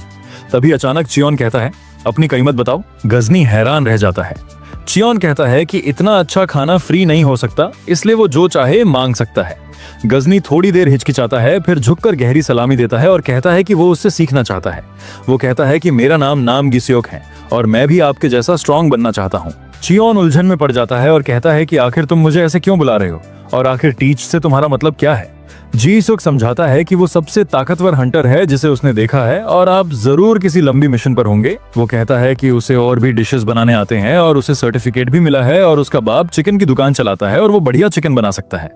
वैसे आपके लिए सप्लाई लाना मुश्किल होगा तो वो सप्लाई रनर भी बन जाएगा और ट्रेनिंग के पैसे भी देगा। उसका सपना है कि वो ए क्लास हंटर बने। तभी चियोन पूछता है कि उसने किम नारी पर हमला क्यों किया। गिस्योक पूछता है कि ये किम नारी कौन है, लेकिन चियोन चुपचाप कहता है कि कोकोनट ट्राइब की कहानी बताता है और एसियोक भी समझ जाता है। गिस्योक भावुक होकर कहता है कि वजह पर्सनल है और बताना मुश्किल है। वो जोर से बोलता है कि उसे इनाम या किम नारी की परवाह नहीं, बस हंटर रैंक टेस्ट पास करना है। चियोन बस कहता है उठो। गिस्योक आंसुओं के साथ पूछता है क्यों, तो चियोन कहता है कि अच्छे खाने के बाद एक अच्छा स्पार होना चाहिए। सेओक भावुक होकर कहता है कि पिछली लड़ाई बहुत छोटी थी, लेकिन लड़की बर्तन पटकते हुए कहती है कि वो स्पार करेगी। चियोन हैरान होता है और कहता है क्या तुम श्योर हो? लड़की उसे उसकी अपनी सलाह याद दिलाती है, डर को खत्म करना है। वो खुद एसईओकी का जोश ठंडा करना चाहती है। जी सेओक हंसते हुए कहता है कि चियोन ताकतवर है, लेकिन वो भी कमजोर नहीं। तभी चियोन पास रखे एक बड़े काले पत्थर की तरफ इशारा करके पूछता है कि क्या वो इसे तोड़ सकता है। जी सेओक चौंक कर कहता है कि ये ऑब्सिडिनाइट है और इसे तोड़ना पागलपन है, कम से कम एक क्लास चाहिए। वो बोल ही रहा होता है कि चियोन हल्के से उंगली मारकर पत्थर तोड़ देता है। जी सेओक पसीने में तरबतर रह जाता है, समझते हुए कि उनकी ताकत में कितना फर्क है। किम नारी खड़ी होती है, उसके हाथ लिक्विड की तरह हो जाता है और वो सेओक को स्पार के लिए बुलाती है। इसके बाद सीन फ्लैशबैक में चला जाता है। गजनी का नाम है नामगी सेओक, जो कभी एक बेहद होनहार नेचुरली अवेकन हंटर था। उसने सिर्फ 8 साल की उम्र में अपनी पावर जगाई थी, जो बहुत ही यूनिक था क्योंकि ज्यादातर लोग टीन एज में अवेकन होते हैं। सालों बाद वो बी रैंक हंटर की टेस्टिंग ग्राउंड में अपनी स्किल्स साबित करने तैयार खड़ा था। अंदर लंबे बालों वाला ये यंग बॉय पूरे फोकस से लड़ रहा था, एक जबरदस्त फायरबॉल फेंकते हुए। टैलेंट और मेहनत से वो बिजली की रफ्तार से आगे बढ़ा और 20 साल से पहले ही B+ रैंक पर पहुंच गया। उसका सपना था सबसे महान हंटर बनना। उसके दिन अच्छे चल रहे थे जब उसे लगा कि उसकी जिंदगी में कुछ भी कमी नहीं है। लेकिन एक दिन शावर में उसे कुछ अजीब महसूस हुआ। उसके हाथ में उसके अपने काले बालों के गुच्छे थे। सिर्फ 20 की उम्र में जब बाकी लोग की पावर अवेकन होना शुरू होता है, उसका सिर गंजा होने लगा था। पहले उसका क्राउन पतला हुआ, फिर हेयरलाइन एम शेप में पीछे चली गई। उसने हर क्लिनिक के चक्कर लगाया, लेकिन डॉक्टर ने हार मानने को कहा। ट्रांसप्लांट बाल भी दोबारा झड़ जाएंगे। आंख से एक आंसू गिरा जब उसने समझा कि सारी मेहनत बेकार है। कभी वो शानदार लुक्स और टैलेंट वाला आदमी था, लेकिन अब क्लिनिक से बिना किसी उम्मीद के लौट रहा था। उसने जवानी में सबको पीछे छोड़ दिया था, लेकिन इस हालत ने उसका आत्मविश्वास तोड़ दिया। उसकी हंटर के तौर पर ग्रोथ रुक गई और वो A रैंक एग्जाम से भी बाहर हो गया। वो डिप्रेशन में चला गया, गंदे अपार्टमेंट में बोतलों के बीच पड़े दिन गुजारने लगा। तभी टीवी पर एक न्यूज रिपोर्ट आई, एक डॉक्टर का इंटरव्यू, जिसमें वो लिक्विड मेटल नाम की डीमन वर्ल्ड से आई रेयर चीज के बारे में बता रहा था। उस आदमी के सिर पर घने बाल थे, जबकि वो लगभग 90 साल का लग रहा था। गी सेओक ये देखकर दंग रह गया। न्यूज एंकर ने मजाक में कहा कि शायद गंजेपन की दवा मिल गई है, लेकिन उसके दिमाग में एक नई हताश उम्मीद जग गई। टीवी पर साइंटिस्ट इंसानियत की सेवा की बातें कर रहा था, लेकिन हंटर को गुस्सा आ गया और उसने इंस्टीट्यूट की प्राथमिकताओं पर सवाल उठाया। उसने मेज पर हाथ पटका और चिल्लाया कि लोगों की सच में मदद करनी है तो गंजेपन की दवा बनाओ। कुछ दिन बाद उसके फोन पर खबर आती है कि इंस्टीट्यूट की मैकेनिकल क्रीचर डीमंस की दुनिया में गिर गई है। उसे समझ आया कि वहां कोई कानून नहीं है, तो वो तुरंत बाहर भागा। उसे लगा कि अब जो पाए वही मालिक वाला मामला है, और उसने ठान लिया कि वो उस लिक्विड मेटल को ढूंढकर अपने पूरे सिर पर डाल देगा। फ्लैशबैक खत्म होती है और वो फिर से जमीन पर हार कर पड़ा है, चेहरे पर पड़ी ही उलझन के साथ। वही छोटी लड़की अपनी जीत का जश्न मना रही है और MC कहता है कि वो हंटर एक भी साफ अवार्ड नहीं कर पाया। चियोन चेतावनी देता है कि अगर वो ऐसे ही हारता रहा तो उसे शटल ड्यूटी नहीं मिलेगी, और हंटर वादा करता है कि वो बेहतर करेगा। सीन बदलता है।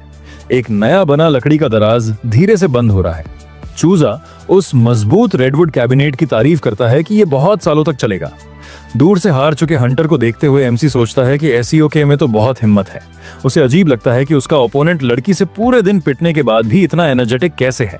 सेओक अपने हाथों में फायरबॉल जुत्सु का यूज करता है। वही MC अंदाजा लगाता है कि शायद उसने विग उतार दी होगी, इसलिए हल्का महसूस कर रहा है। इस अजीब मोटिवेशन से भरा हुआ वो अपने चारों ओर आग फैला लेता है और किम नारी को फिर से मुकाबले की चुनौती देता है। चूजा कहता है कि इसकी फायर बुरी नहीं है, लेकिन MC आगे बात करते हुए कहता है कि किम नारी कोई आम बच्ची नहीं है। नामगी सेओक चिल्लाता हुआ आगे बढ़ता है कि इस बार वो जरूर जीतेगा। लड़की शांति से चैलेंज एक्सेप्ट करती है। वो हवा में उछलता है, अपने शरीर के चारों ओर फायर इकट्ठा करता है और ताकतवर वार के लिए नीचे की ओर आता है। लेकिन जैसे ही उसका हमला लगता है, वो हैरान रह जाता है। उसकी आग एक अजीब चीज ने सोख ली है। वहां से एक सिल्वर जैसा लिक्विड मेटल का जीव उठता है, जिसने उसका वार पूरी तरह बेअसर कर दिया। वो अजीब लिक्विड आकार बदलता है और पलटवार के लिए तैयार हो जाता है। किम नारी जोरदार वार करती है और उसे पीछे उड़ाते हुए दूर एक बड़े पत्थरों के ढेर में पटक देता है। किम नारी जीत के साथ खड़ी होकर उसे धन्यवाद देती है कि उसने उसकी आग से डर खत्म करने में मदद की। गड्ढे में गिरा गीसियोक मुस्कुराता है और सोचता है कि वो शायद B रैंक हंटर की लिमिट तक पहुंच चुका है, लेकिन फिर भी हार नहीं मानता। एनाम गिसेओक उठकर एक और मुकाबले की भीख मांगता है। खड़े होते ही उसे हैरानी होती है कि मेहनत के कारण उसकी नाक से खून निकलने लगा है। MC पूछता है कि वो डीमन रेल में कितने दिन से है, और वो बताता है 9 दिन। MC कहता है कि अब उसे वापस जाना चाहिए क्योंकि उसके लेवल पर यह डीमोनिक एनर्जी खतरनाक हो सकती है और तुम में अपनी रैंक बढ़ाने की क्षमता है और उसे पूरा जोर लगाना चाहिए। ये सुनकर हंटर चौंक जाता है। वो बताता है कि वो पिछले 6 साल से टेस्ट में फेल हो रहा है, लेकिन MC मानता है कि उसमें अब भी सुधार की गुंजाइश है। ये सुनकर हंटर की आंखों में आंसू आ जाते हैं और वो समझ नहीं पाता कि जवाब क्या दे। वो धन्यवाद कहता है और कसम खाता है कि पूरी मेहनत करेगा। MC सोचता है कि वो उसे A रैंक मजदूर बनाएगा। जाते वक्त SEOK पूछता है कि उसे कुछ चाहिए तो नहीं, और लड़की खुशी से रामेन मांग लेती है। हंटर कहता है कि अगली बार मुकाबले के लिए ट्रेनिंग करना और फिर चियोन से अपने खोए हुए विग के बारे में पूछता है।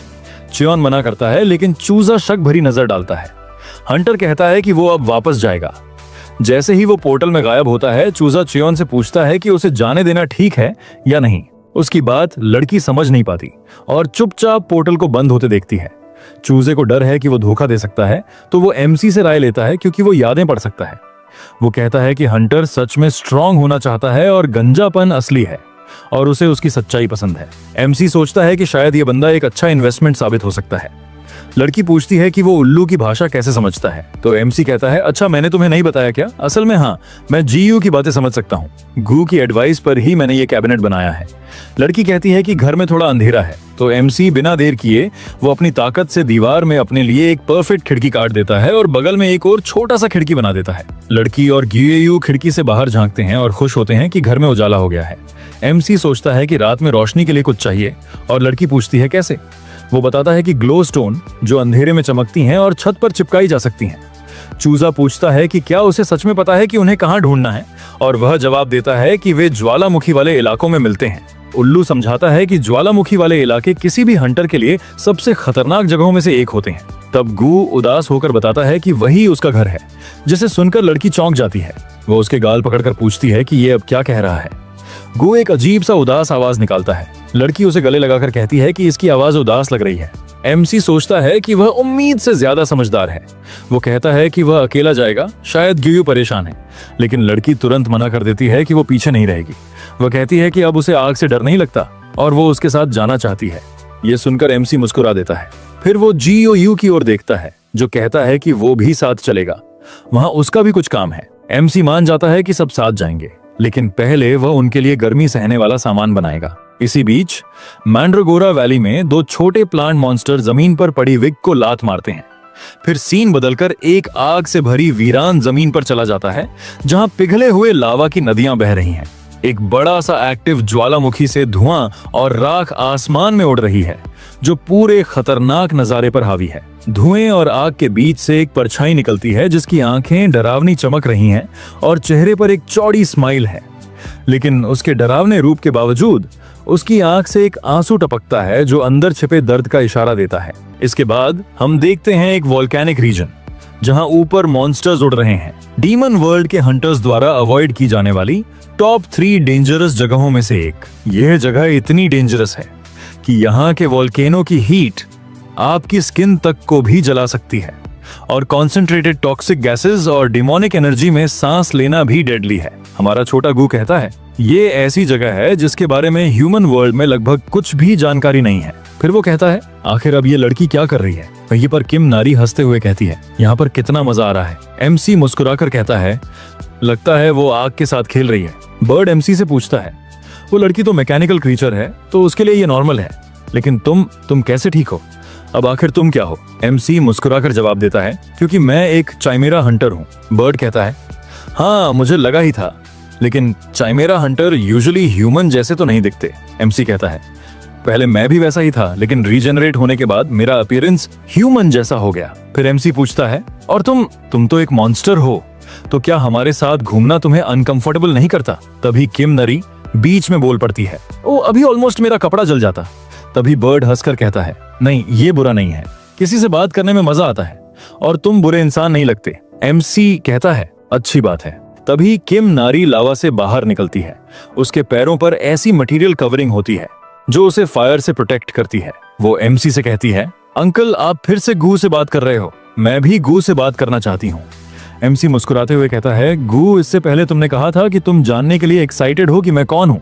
किम नारी कहती है, अंकल आप तो डीमन वर्ल्ड के नेटिव हैं, और आपकी तरह मैं भी। वहीं पर गू मन में कह रहा होता है, बेवकूफ लड़की, यहाँ का असली नेटिव तो मैं हूँ।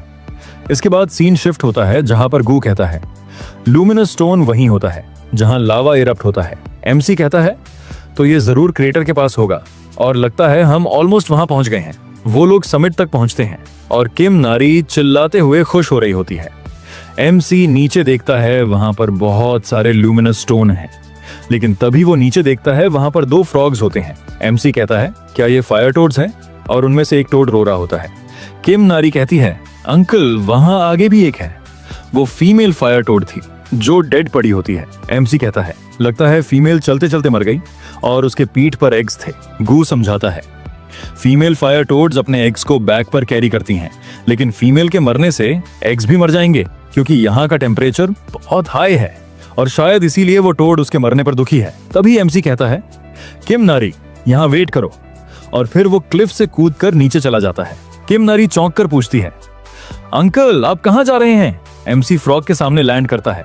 फायर टोड गुस्से से देखता है और फायर फेंक देता है, लेकिन एमसी सिर्फ एक उंगली उठाकर फायर रोक देता है। एमसी कहता है वेट यहीं रुक। फिर वो कहता है इसमें नीको कोबरा का पैरालिसिस टॉक्सिन है।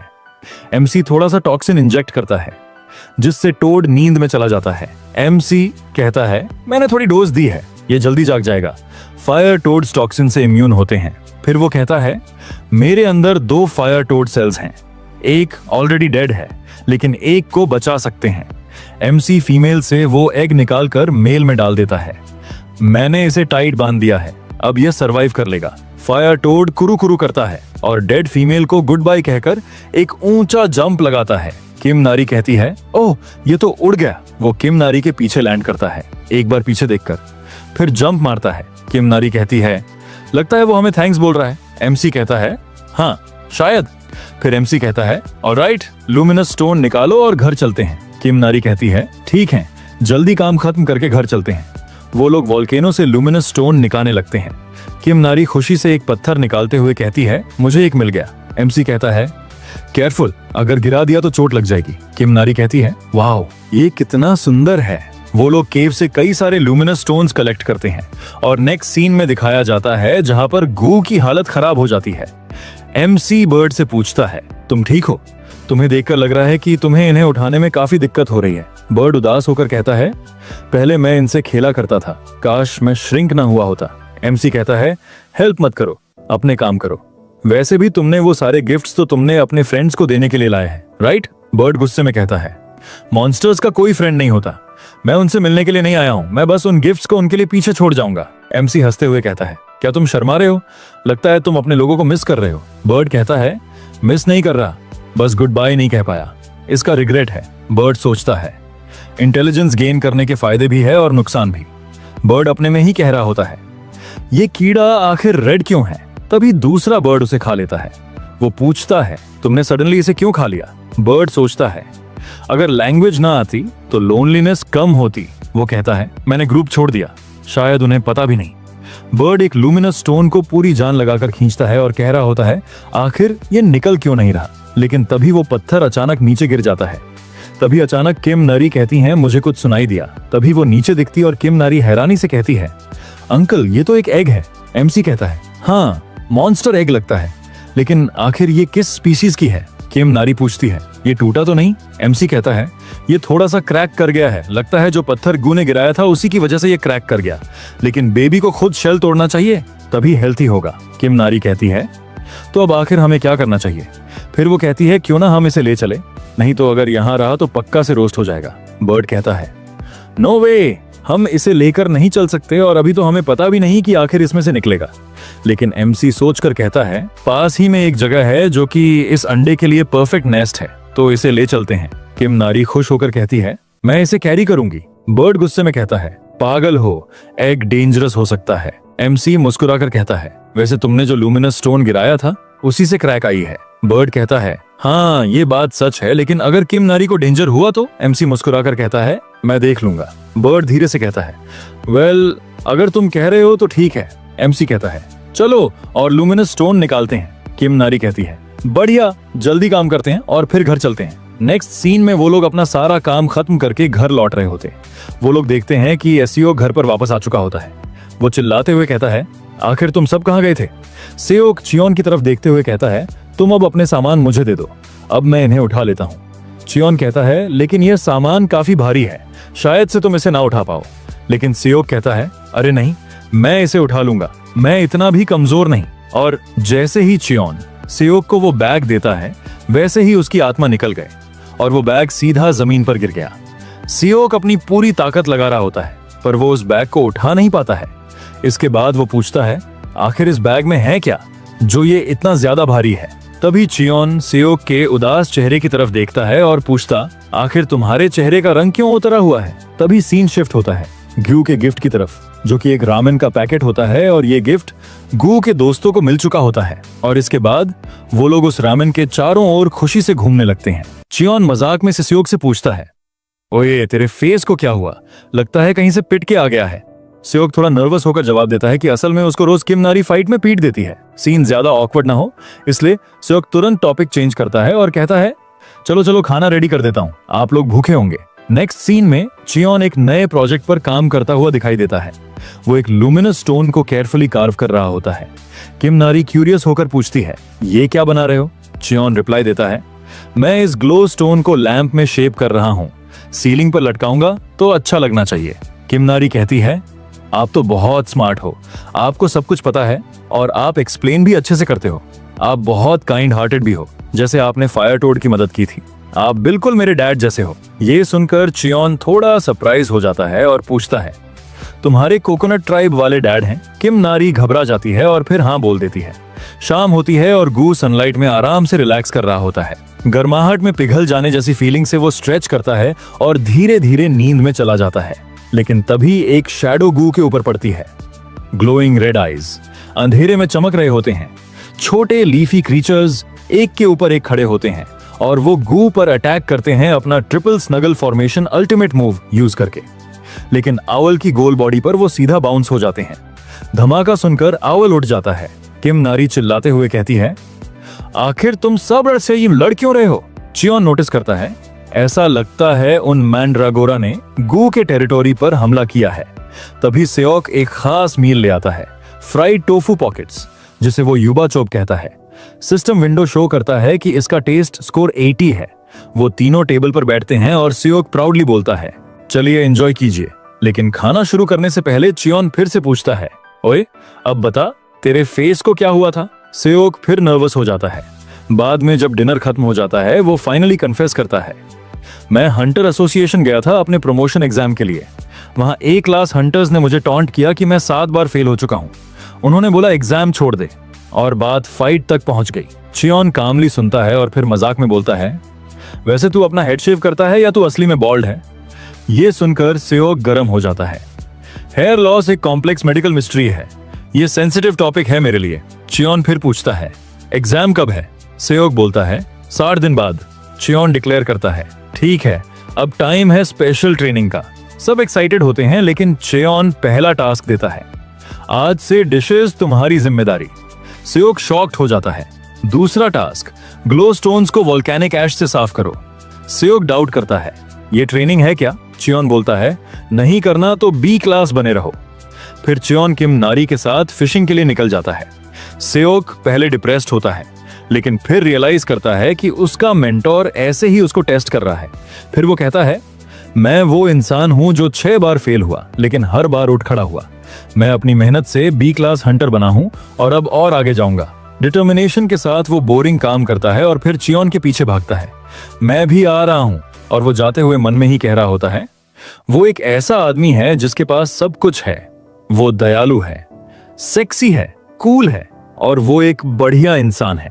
दूसरी तरफ फिशिंग सीन में किम नारी चियोन से कंप्लेन करती है कि उसके पास कोई फिश नहीं आ रही, लेकिन सेओक पर सारे फिश अटैक कर रहे होते हैं।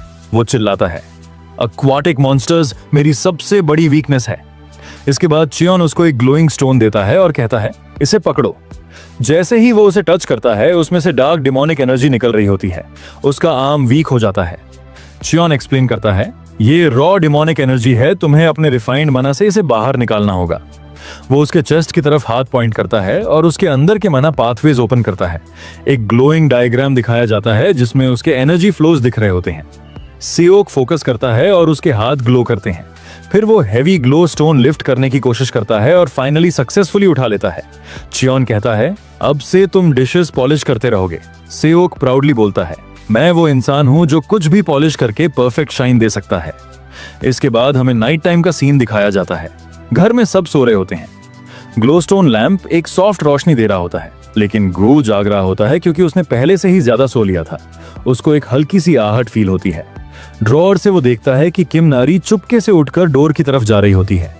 गू सोचता है, आखिर ये बच्ची इतनी रात में कहाँ जा रही है? सीन शिफ्ट होता है। असल में किम नारी तालाब पर गई थी अपने कपड़े धोने।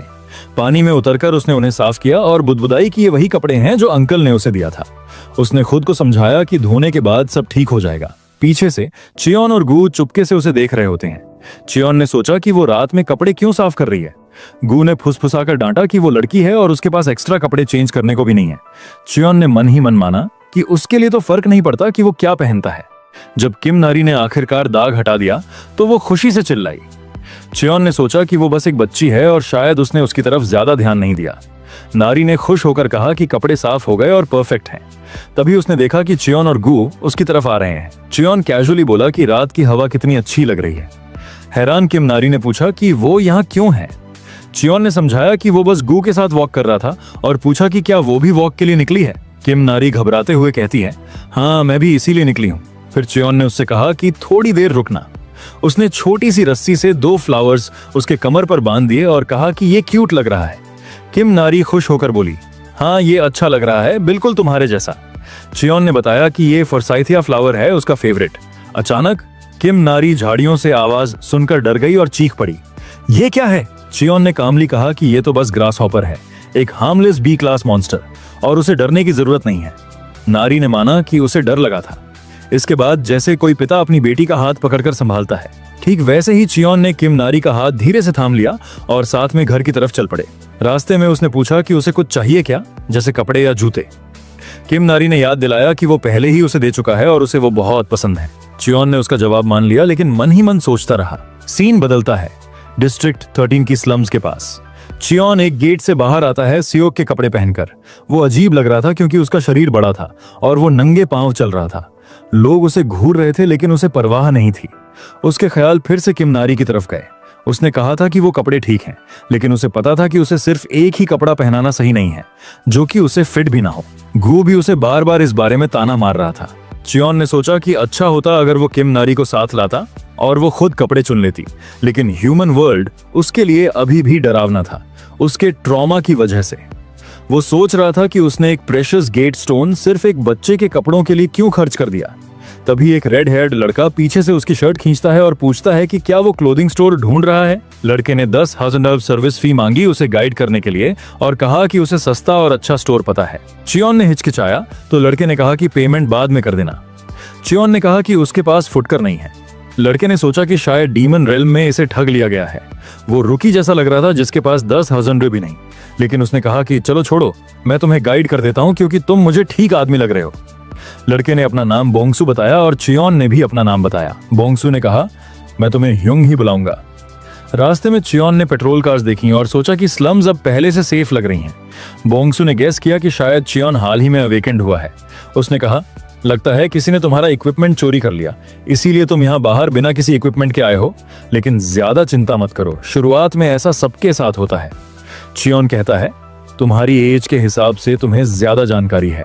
बोंगसू चिल्लाते हुए कहता है, मैं कोई बच्चा नहीं हूँ, वो तो मुझे खाने को कम मिलता है इसलिए मेरी बॉडी छोटी है, और तुम्हारी इंफॉर्मेशन के लिए बता दूं कि मेरी एज 17 है। तभी चियोन की नजर दूसरी तरफ पड़ती है जहां पर कुछ लोग एक कमजोर आदमी को परेशान कर रहे होते हैं। बोंगसू कहता है, इन सब लोगों पर ज्यादा ध्यान मत दो, ये स्लम है जो डेंजर के लिए जानी जाती है। ये जो गैंग है वो असल में डिस्ट्रिक्ट 11 की है, जिन्होंने हाल ही में अपना टेरिटरी एक्सपैंड किया है और इनके गैंग का नाम है स्पेस गैंग।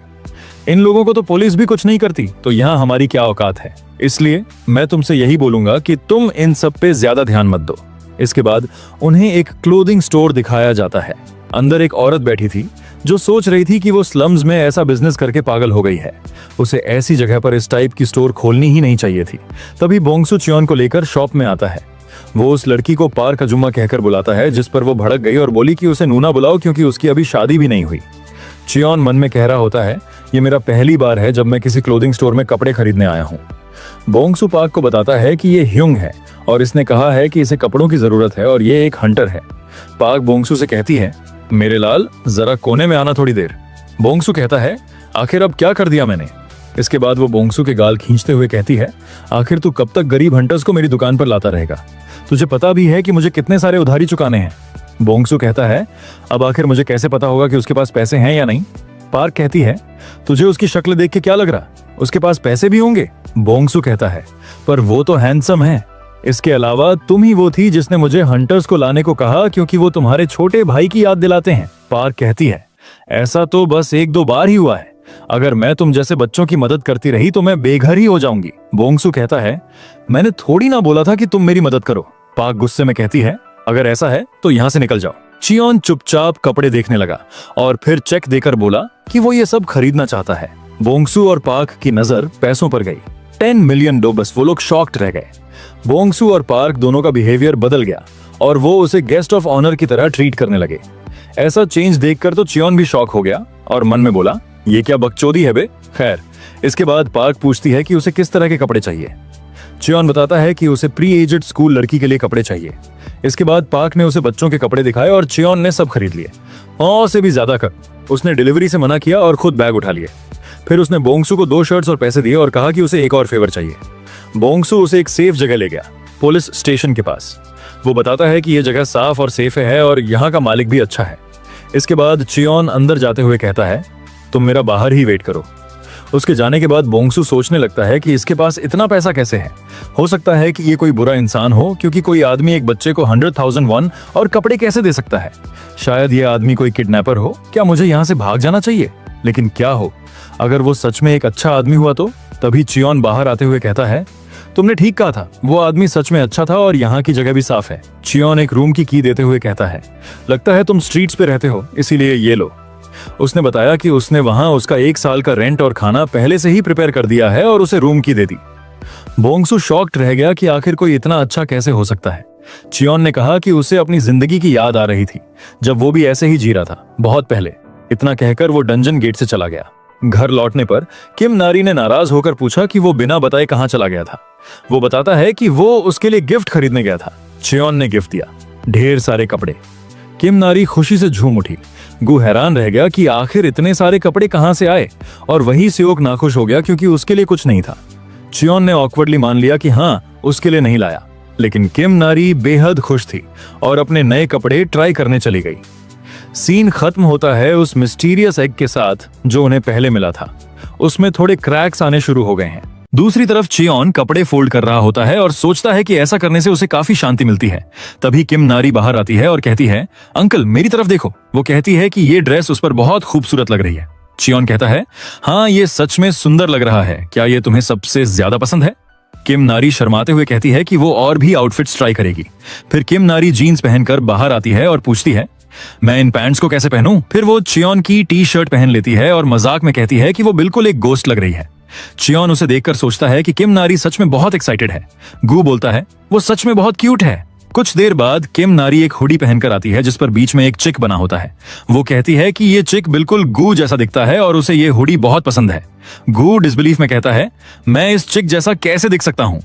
चियोन कहता है, अच्छी चॉइस है, तुम चाहो तो कपड़े खुद अरेंज करने का ट्राई करो। किम नारी एक्साइटेड होकर मान जाती है। फिर गु चियोन से पूछता है, इतने सारे कपड़ों का तुम क्या करोगे? रूम में जगह ही नहीं है। चियोन कहता है कि वो घर एक्सपैंड करके एक अलग क्लोथिंग रूम बनाएगा। गु पूछता है, फिर तो और पेड़ काटने पड़ेंगे? चियोन कहता है, डोंट वरी, और कोई पेड़ काटेगा? फिर चियोन सियोक से पूछता है कि क्या वो स्पेशल ट्रेनिंग करना चाहता है। तभी सियोक तुरंत आ जाता है और कहता है कि वो स्पेशल ट्रेनिंग के लिए हमेशा तैयार है। वो चियोन को लेदर क्लोथ्स देता है और कहता है कि उसने ट्रेनिंग इक्विपमेंट तैयार किया है। चियोन पूछता है, कौन सा इक्विपमेंट? आखिर तुम किसकी बात कर रहे हो? सियोक कहता है कि ये लेदर क्लॉथ्स उसकी ट्रेनिंग आउटफिट है और इसमें जबरदस्त पोजन सोक है। वो कहता है कि केयरलेस टच करने पर उसे लगा था कि वो मर जाएगा। सियोक एक्साइटेड होकर कहता है, ये जरूर बिग ब्रो का यूनिक ट्रेनिंग मेथड है, रोजमर्रा की जिंदगी में खुद को लिमिट तक पुश करके स्ट्रांग बनने का। चियोन मन ही मन सोचता है कि असल में तो उसने बस इन्हें प्रॉपर्ली वॉश नहीं किया था क्योंकि उसे आलस आ रहा था। चियोन सियोक से कहता है कि वो ये लेदर क्लोथ्स पहन ले। सियोक शॉक्ड होकर कहता है कि इससे तो वो मर जाएगा, पर उसी समय घर के अंदर से किम नारी आवाज लगाती है कि एग थोड़ा अजीब बिहेव कर रहा है। सब एग की तरफ देखते हैं और वो जोर जोर से हिल रहा होता है। चियोन कहता है कि लगता है जल्द ही हैच होगा। सियोक चियोन से कहता है, बिग ब्रो, हो सकता है कि इसमें से कोई डिजास्टर ग्रेड का मॉन्स्टर निकल जाए। चियोन ये सुनकर सोच में पड़ जाता है, लेकिन किम नारी एक्साइटेड होकर कहती है, नो वे, मैं श्योर हूं इसमें से जरूर एक क्यूट बेबी निकलेगा। एग फूटता है और पहले क्लॉ और फिर टेल बाहर आती है। सियोक डरकर कहता है, sharp clause, thick scales, cos के। ये कोई खतरनाक मॉन्स्टर है। लेकिन अचानक एक बहुत क्यूट सा मॉन्स्टर निकलता है। सियोक कंफ्यूज होकर पूछता है कि ये चिक है या स्नेक। किम नरी खुशी से कहती है कि ये बहुत क्यूट है। स्नेक हवा में कूदकर सीधे सियोक के चेहरे पर गिरता है और सियोक डरकर चीख पड़ता है। इसके बाद नेक्स्ट सीन कुछ समय बाद का दिखाया जाता है, जहां गू सियोक के शाइनिंग हेड पर स्टिक से मारते हुए कहता है, जल्दी करो, अभी भी बहुत काम पड़ा है। सियोक सोचता है कि क्या सच में ये मॉन्स्टर उसे डांट रहा है या उसे हेलुसिनेशन हो रहा है, और पॉइजन की वजह से वो मुश्किल से ही सांस ले पाता है। वो सोचता है कि चियोन आखिर कैसे ऐसे चीजें सह लेता है। दूसरी तरफ चियोन फोल्डिंग खत्म करके कहता है कि लंबे समय बाद कपड़े फोल्ड करना मजेदार रहा। तभी किम नारी बताती है कि स्नेक ब्रेड खाता है और काफी जेंटल लगता है। चियोन कहता है कि शायद उसे पता है कि किम नारी ने उसे बचाया था। किम नारी पूछती है कि उसका नाम क्या रखें। चियोन कहता है ये एक स्नेक है तो सासा कैसा रहेगा। पर तभी सासा किम नारी के हाथ से निकलकर भाग जाता है और किम नारी उसके पीछे भागती है। गू कहता है कि दोनों बच्चे अच्छे से खेल रहे हैं, शायद खेल रहे हैं। चियोन कहता है कि देखने से लग रहा है किम नारी को नया फैमिली मेंबर बहुत पसंद आया है। तभी गू उसे बताता है कि ये शायद कोई वोल्केनिक रीजन का मॉन्स्टर है, इसीलिए उन्हें मैंड्रागोरास का ध्यान रखना होगा, क्योंकि ऐसे मॉन्स्टर्स प्लांट टाइप मॉन्स्टर्स को डेलिकेसी मानते हैं, क्योंकि वहां प्लांट्स बहुत प्रेशियस हैं। वो जो भी देखते हैं खा लेते हैं। स्पेशली प्लांट्स में जितनी ज्यादा मैजिकल एनर्जी होती है उतना ही वो उन्हें खाना पसंद करते हैं। गू कहता है कि ये स्नेक पक्का मैंड्रागोरास को खाने की कोशिश करेगा। अदर वर्ड्स में बोला जाए तो वो मैंड्रागोरास का एक नेचुरल एनिमी है। सियोक पूछता है यहाँ क्या हो रहा है। चियोन कहता है ऐसा लगता है कि गू का प्रेडिक्शन सही था। किम नारी घबराते हुए कहती है कि हमें उन्हें रोकना चाहिए, लेकिन चियोन कहता है कि अगर वो फाइट नहीं करते तो अच्छा होगा, लेकिन ये डीमन रेल्म है, उनको कम से कम एक बार हायरार्की सॉर्ट आउट करने की जरूरत हो सकती है। ये यंग लगता है और बिल्कुल भी डेंजरस नहीं लगता है। और चियोन कहता है चलो अभी बस इन्हें देखते हैं। वो लोग कमेंट्री करते हुए कहते हैं ऐसा लगता है कि वो सबसे छोटे तीसरे वाले को टारगेट कर रहा है, लेकिन सबसे बड़े वाले ने उसको ब्लॉक कर दिया। चियोन कहता है ये बुरा नहीं है, मैंड्रागोरास ट्रायंगल फॉर्मेशन बनाते हैं। और वो लोग कहते हैं क्या वो पहले डिफेंस और फिर काउंटर अटैक करने की प्लान कर रहे हैं। गू कहता है जैसा सोचा था दूसरे वाले ने काउंटर अटैक किया। किम नारी कहती है कि स्नेक ने उसको अपनी पूंछ से रोक लिया है, ऐसा लगता है कि वो स्माइल कर रहा है। गू कहता है अभी भी अपना गार्ड डाउन करना बहुत जल्दी होगा, क्योंकि तीसरा वाला अभी भी यहाँ है। और तभी तीसरा वाला उसको एक मुक्का मार देता है और सासा रोने लगता है। सियोक यकीन नहीं कर पाता कि वो रो रहा है।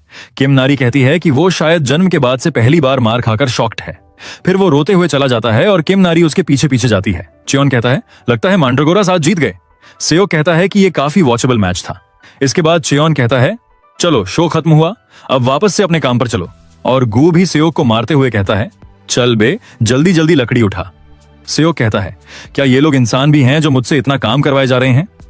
इसके नेक्स्ट सीन में हम देखते हैं कि एक आदमी ईगल के सर और विंग्स के साथ ओशन के ऊपर उड़ रहा होता है। तो वीडियो में आगे बढ़ने से पहले मैं आप लोगों से कहना चाहता हूं कि मैंने कमेंट में एक लिंक दिया है जहां पे आप क्लिक करके मुझे सपोर्ट कर सकते हैं, वो भी बिल्कुल फ्री में, क्योंकि कुछ लोग कह रहे थे कि आप लोग पैसे नहीं दे सकते, एंड मुझे पता है कि आप लोगों में से काफी सारे लोग कम एज वाले हैं। तो आप लोग लिंक पे क्लिक करके और टास्क कंप्लीट करके मुझे सपोर्ट कर सकते हैं, एंड ज्यादा टाइम भी नहीं लगेगा। तो चलो अब वीडियो में आगे बढ़ते हैं। इसके बाद सीन शिफ्ट होता है हमारे सीक की तरफ, जो कि पसीने में तरबतर है और दिन रात मेहनत करके एक वुडन हाउस बना रहा है, जो टास्क उसे चून ने दिया था। और मजे की बात उसके सिर पर बॉस बनकर बैठा है गो, लेकिन वो पूरा हिटलर बना हुआ है, जो कि कह रहा होता है जल्दी जल्दी काम कर वरना 50 रुपए काट लूंगा तेरे काम चोरी के। वही दूसरी तरफ हमारी किम नारी सासा के साथ लकड़ी पर ग्लू लगाने में बिजी है और चियोन कपड़ों को अलमारी में सजा रहा होता है। इसके बाद हमें 2 दिन बाद का सीन दिखाया जाता है, जहां सियोक जोर से चियोन के लेदर वाले कपड़े को फेंकते हुए चिल्लाता है। फाइनली काम कंप्लीट हुआ। 2 दिन की कड़ी मेहनत, वो भी बिना आराम किए लगातार काम करना। मेरे लिए ये 2 दिन काफी दर्दनाक रहे। फिर वो घर की तरफ देखते हुए कहता है एनीवे, मैंने इसे बिल्कुल वैसा ही बनाया है जैसा कि मुझे चियोन ने बताया था। तभी वहां पर चियोन आता है और सियोक की मेहनत देखकर इंप्रेस्ड होता है और कहता है जैसा मैंने सोचा था तुमने तो उससे भी ज्यादा अच्छा घर बना दिया। और ये सुनकर तो सियोक भी हैरान होता है और मन में कहता है क्या सच में मैंने अच्छा घर बनाया है। तभी किम नारी वहां दौड़ते हुए आती है और कहती है ड्रेसिंग रूम से फ्लावर्स की खुशबू आ रही है, और वो तीनों इस खुशबू का मजा लेने लगते हैं। सियोक मन में कह रहा होता है क्या ये लैवेंडर सेंट है, ये कितना कामिंग है, अगर अपनी आईज को बंद कर लूं तो ये और भी ज्यादा कामिंग लगता है। तभी किम नारी चियोन से पूछती है आखिर ये रूम फ्लावर की तरह क्यों स्मेल कर रहा है। चियोन बताता है क्योंकि गू ने स्पेशली इन एरोमेटिक वुड्स को पिक किया था। गू अग्री करता है और बताता है कि इससे तुम्हारे कपड़े भी अच्छे स्मेल करेंगे। तभी किम नारी कहती है लगता है ये स्मेल मैंड्रागोरा प्लांट्स और सासा को भी पसंद आई है। जैसे ही सियोक को पता चलता है कि येलो वाले क्रीचर का नाम सासा है तो वो कहता है क्या तुमने इसका नाम सासा रखा है। और किम नारी बताती है कि ये तो अंकल का ही आइडिया था। चियोन ने कहा, वेल, अगर तुम्हारे पास कोई अच्छा नाम है तो हम लोग उसका नाम चेंज कर देंगे। ये सुनते ही सेओक कहता है, स्नेक चिक नाम कैसा रहेगा, क्योंकि उसकी बॉडी स्नेक और चिक का मिक्सचर है। फिर किम नारी एक प्यारा सा नाम सजेस्ट करती है, पियाकी, लेकिन वो कहता है ये तो बिल्कुल गू जैसा नाम है। इसके बाद चियोन गू से उसका असली नाम पूछता है। गू पूरे स्वैग में पंख फैलाकर बोलता है, मेरा नाम है रॉकी माउंटेन हुफ, जो कि मेरी ग्रेटनेस दिखाता है। चियोन मन में उससे कहता है, बेटे, औकात में अपनी ग्रेटनेस कहीं और दिखाना। इसके बाद कंक्लूजन ये निकलता है कि इसका नाम सासा ही रहेगा। इसके बाद गू चियोन से पूछता है, आखिर अब घर को बड़ा करने के बाद तुम्हारा नेक्स्ट प्लान क्या है? चियोन कहता है, जब मैं ह्यूमन वर्ल्ड को विजिट कर रहा था तभी मैंने एक चीज सोची थी। तभी वो अपने मन में कहता है, पहले मैं इस वर्ल्ड में अकेला था, इसलिए मुझे इन सब चीजों के बारे में सोचने की कोई जरूरत नहीं थी, पर अब सब कुछ पहले से अलग है। इसके बाद वो उन लोगों से कहता है, मैं सोच रहा था अगर हम लोग घर के चारों तरफ एक मजबूत फेंस बना दें तो फिर भले ही हम लोग थोड़ी देर के लिए घर से दूर चले जाएं, तब भी कोई बीइंग यूं ही अंदर घुस नहीं पाएगा। ये सुनकर सेओक घर की तरफ देखते हुए कहता है, मुझे नहीं लगता है कि इस घर के आसपास आने की कोई हिम्मत भी करेगा। तभी चियोन कहता है, लेकिन एस रैंक मॉन्स्टर्स और हंटर्स कुछ ना कुछ ढूंढते हुए यहां आ सकते हैं, इसलिए फेंस बनाना बहुत जरूरी है। फिर गू चियोन से कहता है, अगर हमें मजबूत फेंस बनाना है तो हमें इसे ऐसे मटेरियल्स की मदद से बनाना होगा जिसके पास डेंस मैजिक एनर्जी हो और वो मजबूत भी हो, और वो सिर्फ कोस्टल रीजन में ही मिलते हैं। मैंने सुना है कि कोई चीज है जो कि ब्लैक जेड स्टोन से भी ज्यादा हार्ड है, और वो येलो ग्लोइंग क्वार्ट्ज है, और जहां तक मुझे इमेज देखकर लग रहा है शायद से ये ओशन के अंदर मिलने वाला है। और वो आइडिया देता है कि अगर वो लोग इस मटेरियल से फेंस बनाते हैं और उसके बॉटम में ल्यूमिनस स्टोन अटैच कर देंगे तो ये और भी ज्यादा अच्छा लगेगा। ये सुनकर चियोन इमेजिन करने लग जाता है और मन में कहता है, इससे तो रात में काफी अच्छा कैंपिंग एटमॉस्फेयर हो जाएगा। और फिर वो डिसाइड करता है और उन तीनों से कहता है, ठीक है, तो अब मेरा नेक्स्ट प्लान है कोस्टल रीजन में जाने का। ये सुनते ही किम नारी एक्साइटेड हो जाती है, लेकिन सेओक शॉक्ड हो जाता है और वो हकलाते हुए बोलता है, क्या कोस्टल रीजन? और डर के मारे उसकी नाक से खून तक निकल आता है।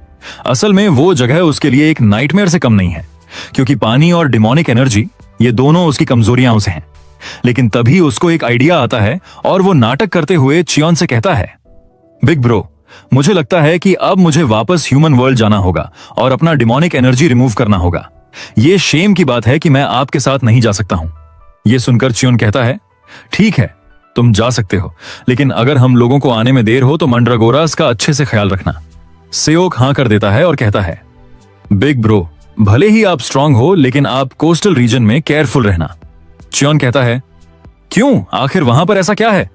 फिर वो बताता है कि वो एक डेंजरस जगह है और वहां पर तो ए रैंक के नीचे के हंटर जाने की हिम्मत भी नहीं करते, और मुख्य बात यह है कि उस इलाके पर 2 डिजास्टर लेवल मॉन्स्टर्स का रूल है, और वो दोनों ही चाइमेरा हंटर्स हैं जो कि काफी समय पहले रिसर्च फैसिलिटी से भाग गए थे, और उनका सिर्फ सिर ही बर्ड जैसा है, बाकी बॉडी ह्यूमन जैसी है। इसके बाद सीन कट होता है बर्डमैन की तरफ, जहां पर हंटर्स की एक टीम उस चमेरा को पकड़ने के लिए आए होते हैं। उनमें से एक आदमी बोलता है, चमेरा बाहर आ गया है, जल्दी से ट्रैकर प्रिपेयर करो। ये सुनते ही एक बंदा जल्दी से ट्रैकर प्रिपेयर करता है और बर्डमैन जैसे चमेरा की तरफ एम करके उस डिवाइस को फेंक देता है। एक पल के लिए लगता है मॉन्स्टर खत्म हो गया, लेकिन अगले ही पल वो पूरी स्पीड से उस चीज को डॉज करते हुए वहां से भागने लगता है। उसको भागता हुआ देख वो लोग कहते हैं, क्या वो हमसे बचकर भाग रहा है? क्या सच में ये कोई डिजास्टर लेवल मॉन्स्टर है? मुझे लगता है कि जितने भी रूमर्स इन मॉन्स्टर्स के बारे में थे वो सब झूठ थे। और एक येलो हेयर वाला हंटर कहता है, क्या अब हमें उसका पीछा करना चाहिए? ये सुनकर उनका लीडर कहता है, अभी उस चाइमेरा का पीछा करने की कोई जरूरत नहीं है, वैसे भी जो ट्रैकर है वो उसे हिट कर गया था, और तो और यहाँ पर 2 चिमरे हैं, इसलिए हमें वेट करना चाहिए जब तक वो अपने शेल्टर में छुप नहीं जाते। तभी वो येलो हेयर हंटर फिर से कहता है, लेकिन अब तो लगभग 60 साल हो गए हैं, क्या अब तक उन्हें मर नहीं जाना चाहिए था? या फिर वो पूरी तरह से मॉन्स्टर बन गए हों, लेकिन अभी तक उनके शरीर ह्यूमन जैसे क्यों हैं? ये सुनकर लीडर कहता है, हम लोगों को उन्हें एक तरह का फेल्ड प्रोडक्ट मानना चाहिए। भले ही कोई कुछ भी कहे कि चमेरा हंटर्स का प्रोडक्शन ह्यूमैनिटी की सबसे बड़ी अचीवमेंट है, लेकिन हम लोग ऐसे फेल्ड प्रोडक्ट्स को उस अचीवमेंट को टार्निश नहीं करने दे सकते, और आज हम लोग इन फेलियर्स को इरेज कर देंगे। तभी एक बंदा जो स्काउट का काम कर रहा होता है वो कुछ देखकर घबराते हुए टीम लीडर को बुलाता है और कहता है, वो चाइमेरा हमसे दूर नहीं भाग रहा, बल्कि वो हम लोगों की तरफ ही आ रहा है। ये सुनते ही टीम लीडर की फट जाती है और वो चिल्लाते हुए कहता है, जल्दी से डिफेंस बैरियर लगाओ। और उन लोगों ने जल्दी से बैरियर एक्टिवेट कर लिया और बर्डमैन वाला चाइमेरा फुल स्पीड से टोजी वाली एंट्री मारता है और उनके बैरियर को सिर्फ एक ही ब्लो में तोड़ देता है। इसके बाद अब वो बैरियर को तोड़ने के बाद उन लोगों पर अपने पंजे से एक जानलेवा अटैक कर देता है और उसको इस तरह अटैक करता देख वो टीम लीडर घबरा जाता है। साफ साफ बोले तो उसकी फटके 4 हो जाती है और वो चिल्लाते हुए कहता है, आखिर तुम लोग क्या कर रहे हो, जल्दी से इस अटैक को ब्लॉक करो। लेकिन इससे पहले कि वो चाइमेरा अटैक कर पाता, वहां पर किम नारी आ जाती है जो कि उसके अटैक को रोक देती है और चिल्लाते हुए कहती है, कमजोरों को बुली करना बंद करो। और वो अटैक की पावर देखकर तुरंत समझ जाते हैं कि ये लड़की असल में एक चाइमेरा है और वो कूदकर किम नारी से दूर हो जाता है। किम नारी गुस्से में कहती है, स्पैरो अंकल वीक लोगों को बुली कर रहे हैं। चियोन कहता है, मुझे लगता है कि जैसा दिख रहा है ये उसका ठीक उल्टा है। तभी हंटर्स की टीम का एक बंदा टीम लीडर को ट्रैकर दिखाते हुए कहता है, टीम लीडर, मुझे लगता है कि पास में मैकेनिकल चिमेरा भी है। टीम लीडर घबराते हुए कहता है, तुम अचानक किस चीज के बारे में बात कर रहे हो? वो बताता है, कमीशन फी बहुत अच्छा था इसलिए मैं एक ट्रैकर डिवाइस ले आया। ये सुनकर चियोन किम नारी के सिर को थपथपाते हुए मन में कहता है, किम नारी के ऊपर अभी तक ट्रैकिंग डिवाइस लगा हुआ है पर अब ये काफी ज्यादा इरिटेटिंग हो गया है।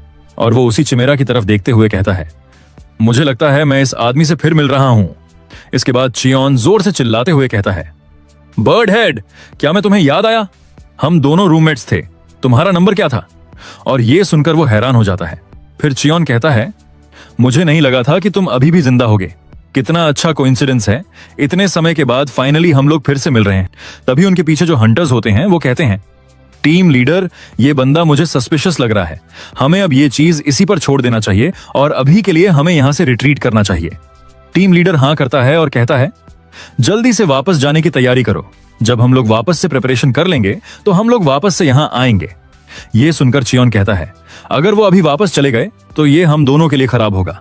बर्डमैन मुस्कुराता है और कहता है, ठीक है, तो चलो सबसे पहले इसे खत्म कर लेते हैं। वो एक स्मेल सूंघता है और मन में कहता है, तो ये तुम हो, ये स्मेल। मैं सब कुछ भूल चुका सिवाय इस स्मेल के। सिर्फ हम ही जान सकते हैं इस स्मेल को। ये वही स्मेल है जो उसे और नंबर 17 को टीडीए रिसर्च लैब में मिलती थी। वही डेंजरस चाइमेरा सेल फ्यूजन ड्रग की महक। और फिर वो मॉन्स्टर चियोन की तरफ देखते हुए धीरे से कहता है, बहुत टाइम हो गया। नंबर 17। इसके बाद हमें 66 साल पुरानी कहानी बताई जाती है जहां पर नंबर 33 अपने लिटिल सिस्टर को लेकर लैब से भाग रहा था। जिस दौरान रास्ते में जाते समय उसके शरीर पर कई जगह चोट लगने लगती है, पर वह केवल अपनी बहन के बारे में ही सोच रहा था। उसकी भले ही जान क्यों न चली जाए, पर वह किसी भी हालत में अपनी बहन को बचाना चाहता था। पर तभी उसके सामने नंबर 17 आ जाता है। नंबर 33 पूछता है, आखिरकार तुम यहां पर क्या कर रहे हो? तो नंबर 17 बताता है, मैंने आज लैब में सुना था कि वह तुम्हें डिस्पोज करने वाले हैं क्योंकि तुम्हारे साइड इफेक्ट कुछ ज्यादा ही गंभीर है। वैसे भी अगर तुम बचकर यहां से चले भी गए तो 3 दिनों के अंदर तुम्हारा डिटोनेशन स्पेल एक्टिवेट हो जाएगा और तुम मारे जाओगे। इससे अच्छा तुम लैब में ही क्यों नहीं होते और अपने साइड इफेक्ट को अपना लो और अपने बचे हुए जिंदगी को आराम से गुजारो। और वैसे भी अभी तुम्हारी बहन को डिस्पोज करने का टाइम नहीं आया है। नंबर 33 बोलता है, तुम ऐसा इसलिए इतनी आसानी से कह सकते हो क्योंकि तुम्हें तो अभी कोई साइड इफेक्ट दिख नहीं रहा है, इसलिए तुम तो इतनी आसानी से कह सकते हो ये बात। पर तुम क्या जानो हमें कितनी मुश्किल से अपना गुजारा करना पड़ता है, हमें कितना दर्द सहना पड़ता है। एक एक पल हमारे लिए कितना ज्यादा दर्दनाक और पीड़ाजनक था। और क्या इस चीज से फर्क पड़ता है कि तुम कितना लंबा जीते हो? नहीं, मैं तो बस चाहता हूं कि भले ही मैं एक दिन ही क्यों ना जीऊं, मैं आजादी से जीना चाहता हूं, जहां मेरे ऊपर कोई बंदिश ना हो, मैं जो करना चाहता हूं वहां कर सकूं। और इसी के साथ वह नंबर 33 से लड़ने के लिए तैयार हो गया। पर नंबर 17 उसकी बात का जवाब नहीं देता है और अपने पीछे एक पोर्टल ओपन कर लेता है और कहता है, अगर तुम इस पोर्टल को यहां से क्रॉस करते हो तो तुम्हारे साथ या तुम्हारी लाइफ में 2 ही चीज हो सकती हैं। या तो तुम्हारी ह्यूमन सेल्स डिमोनिक एनर्जी के कारण मारी जाएंगी या फिर तुम्हारी मॉन्स्टर सेल्स एनर्जी को एब्जॉर्ब करके एक्टिवेट हो जाएंगी। और अगर तुम अपनी बात पर पूरा भरोसा रखते हो, अपनी बात पर कायम हो, तो जाओ यहां से। बस इतना ध्यान रखना, ज्यादा क्या होगा, तुम्हारी मॉन्स्टर सेल्स एक्टिवेट हो जाएंगी। भले ही तुम मॉन्स्टर क्यों ना बन जाओ, पर वहां तुम आराम से जिंदगी जी सकते हो। और हाँ, डीमन रेल्म में तुम्हारा स्पेल भी एक्टिवेट नहीं होगा। नंबर 33 पूछता है, क्या ऐसा कोई तरीका है जहां पर हम उस रेल में भी ह्यूमन फॉर्म में रह सके? नंबर 17 कहता है, हाँ, थियोरेटिकल ऐसा हो सकता है, अगर तुम अपनी माना को बढ़ा लो और अपने माना से अपनी बॉडी और मन को डिमोनिक एनर्जी से बचा सको। उस पोर्टल को ओपन होते हुए 2 गार्ड्स ने भी देख लिया था। नंबर 33 कहता है, मैं नहीं जानता तुम हमारी मदद क्यों कर रहे हो, पर मैं यहां से जा रहा हूं। पर तुम क्या जानते हो, हम दोनों 4 साल से रूममेट हैं, फिर भी हम दोनों एक दूसरे का नाम नहीं जानते। मेरा नाम यूबियोम है और तुम्हारा नाम? नंबर 17 कहता है, मेरा नाम है चियोन दोवून। इसी के साथ सीन प्रेजेंट में शिफ्ट होता है। एमसी दोबारा पूछता है, मेरा नाम क्या है? सोल्जर बताते हैं, हमें नहीं पता। एमसी, मैं यहां किस लिए आया था? सोल्जर कहते हैं, हमें नहीं पता। इसके बाद वह उन्हें पोर्टल के द्वारा दोबारा ह्यूमन वर्ल्ड में पहुंचा देता है, ये बोलते हुए यहां जो भी हुआ उन सबको भूल जाना। नंबर 33 सोचता है कि इसके पास ओब्लिवियन फ्लावर की भी पावर है। एमसी बताता है, हाँ मेरे पास ओब्लिवियन फ्लावर की भी पावर है, इसके कारण मैं अभी जो 3 घंटे पहले हुआ या फिर 3 घंटे बाद होगा उन सबको भूल चुका हूं। नंबर 33 तुम्हारे ऊपर कोई साइड इफेक्ट नहीं हुआ था, इसलिए क्या उन लोगों ने सभी रिसोर्सेज का तुम पर यूज किया? नंबर 17 कहता है, हाँ ऐसा कह सकते हो, तुम वहां से चले गए थे तब बहुत कुछ चीज हुई। तभी किम नारी एमसी के कपड़े खींचने लगती है। क्या ये चिड़िया जैसे अंकल हमारे दोस्त हैं? एमसी बोलता है, हाँ ये हमारे दोस्त हैं। तो उसके बाद किम नारी नंबर 33 के सामने माफी मांगते हुए कहने लगती है, स्पैरो अंकल मुझे माफ कीजिए, मुझे नहीं पता था आप हमारे दोस्त हैं, मैं तो आपको एक गंदा इंसान समझ रही थी। किम नारी को भूख लगने लगती है तो वह पूछती है, अंकल मुझे भूख लग रही है। तो उसके अंकल पूछते हैं, नंबर 33 क्या तुम्हारा घर आसपास ही है और क्या वहां पर खाना मिल जाएगा? नंबर 33 सोचता है, क्या ये इसकी बेटी है और इसे बेटी पालना आता है? पर इसके बाद वह उन लोगों को अपने घर ले जाता है, वहां पर बिठाते हैं और उनके लिए खाने के लिए एक कटोरा भर के खाना लेकर आता है, जो देखने में बेहद ही स्वादिष्ट लग रहा था। इसके बाद जैसे ही गू खाता है और उसके बाद किम नारी, दोनों को ही खाने के स्वाद के कारण जन्नत का एहसास होने लगता है। इसके बाद एमसी खाना खाते हुए उसके खाने की तारीफ करने लगता है। तो नंबर 33 कहता है, मुझे अच्छा लगा, तुम्हें खाना अच्छा लगा। तभी अचानक से नंबर 33 को चक्कर आने लगते हैं, पर थोड़ी देर में वह ठीक हो जाता है। तभी किम नारी अपना कटोरा लेकर आती है, अंकल अंकल स्पैरो अंकल मुझे और खाने को मिलेगा? तो अंकल बोलते हैं, नहीं नहीं अभी खाने के लिए इंग्रेडिएंट्स खत्म हो चुके हैं, मैं तुम्हें कल बनाकर दे दूंगा। तो किम नारी, अंकल अंकल अगर मैं अभी आपको इंग्रेडिएंट्स लाकर दूं, क्या आप मेरे लिए खाना बनाकर दोगे? नंबर 33 कहता है, अरे नहीं, पर तुम्हारे लिए ये कुछ ज्यादा ही डिफिकल्ट नहीं हो जाएगा और खतरनाक नहीं होगा तुम्हारे लिए? पर किम नारी सुनती नहीं है, वह दौड़ लगाकर इंग्रेडिएंट्स ढूंढने चली जाती है, वो भी बहुत ही खुश होते हुए। इसके बाद नंबर 33 और 17 दोनों ही आपस में बात करने लगते हैं और कुछ देर बाद नंबर 33 पूछता है, क्या तुम अपना बदला लेना चाहोगे लैब से? तो नंबर 17 बोलता है, वैसे मैंने इसके बारे में बहुत बार सोचा, पर मेरी लाइफ अभी बेहद ही ज्यादा अच्छी चल रही है। मेरे पास कुछ लोग ऐसे हैं जिन्हें मैं प्रोटेक्ट करना चाहता हूं, इसलिए मैं अभी सब चीज के बारे में नहीं सुनना चाहता। मैं बाद में कभी सोचूंगा बदला लेने के बारे में। वहीं किम नारी और उसके दोस्त पानी में मजे कर रहे थे। इसके बाद नंबर 33 पूछता है, तूने बोला था सारे स्पेल बंद हो जाएंगे, पर वो डेटोनेशन स्पेल अभी भी अपनी बॉडी में ही है। अगर हम इस डीमन रेल्म से बाहर गए तो वो दोबारा एक्टिवेट हो सकता है और हम सब मारे जा सकते हैं। इसके बाद नंबर 17 पूछता है, वैसे तुम अपने सिर को दोबारा नॉर्मल कर सकते हो, फिर भी तुम ऐसा करते क्यों नहीं हो? तो वह बताता है, मेरी बहन जिया, उसका चेहरा भी मेरी तरह चेंज हो चुका है और मैं नहीं चाहता कि मैं उसके सामने अपने नॉर्मल फेस के साथ रहूं। इसके बाद एमसी कहता है, वैसे मैं तुमसे एक और लास्ट क्वेश्चन पूछना चाहूंगा, वैसे क्या तुम्हें पता है तुम्हारे पास जीने के लिए केवल 1 ही महीना है? तो नंबर 33, अच्छा तुमने नोटिस कर लिया। वैसे अगर मैं तुम्हें बताऊं तो मैं जब इस वर्ल्ड में आया था तो मैं बहुत लंबे समय तक जीने के लिए माना को कल्टीवेट करता रहा और कुछ समय बाद मैंने मैना और डिमोनिक एनर्जी को बैलेंस कर लिया। वह समय काफी पीसफुल था, पर एक दिन मेरी बहन का माना, या बोलो तो उसकी डिमोनिक एनर्जी, उसके ऊपर हावी करने लगी। मैंने काफी कोशिश करने के बाद अपने माना का यूज करते हुए उसको बचाने की कोशिश की और मैं उसमें थोड़ा बहुत तो कामयाब हुआ। मैंने उसकी प्रक्रिया को धीरे कर दिया। एमसी सोचता है, तो उसने जानबूझकर खुद को काम की स्टेट में डाल दिया ताकि डिमोनिक एनर्जी उसके ऊपर हावी ना हो सके और वह प्रक्रिया काफी धीरे हो जाए। एमसी मन में सोचने लगता है, वेल इन लोगों को मैंड्रागोरा के बारे में नहीं पता। अगर तुम्हारी एनर्जी जिससे तुम कल्टीवेट करते हो उसका हॉल तो किसी तरह डैमेज हो जाए तो तुम उसकी मदद से दोबारा उसको हील कर सकते हो, पर यह चीज तुम क्या ही जानोगे, चिड़िया के दिमाग वाले। ये किसी एरोगेंट तरीके से नहीं बोलता है, यहां बस वहां टॉन्ट करने के लिए बोलता है। इसके बाद हमारा सीन शिफ्ट होता है एक जगह पर जहां पर जमीन पर कई सारे आधे खाए हुए सेब पड़े हुए थे और वहीं पर एक चिड़िया टाइप का बीस्ट खड़ा हुआ था जो कोई और नहीं नंबर 33 की बहन थी।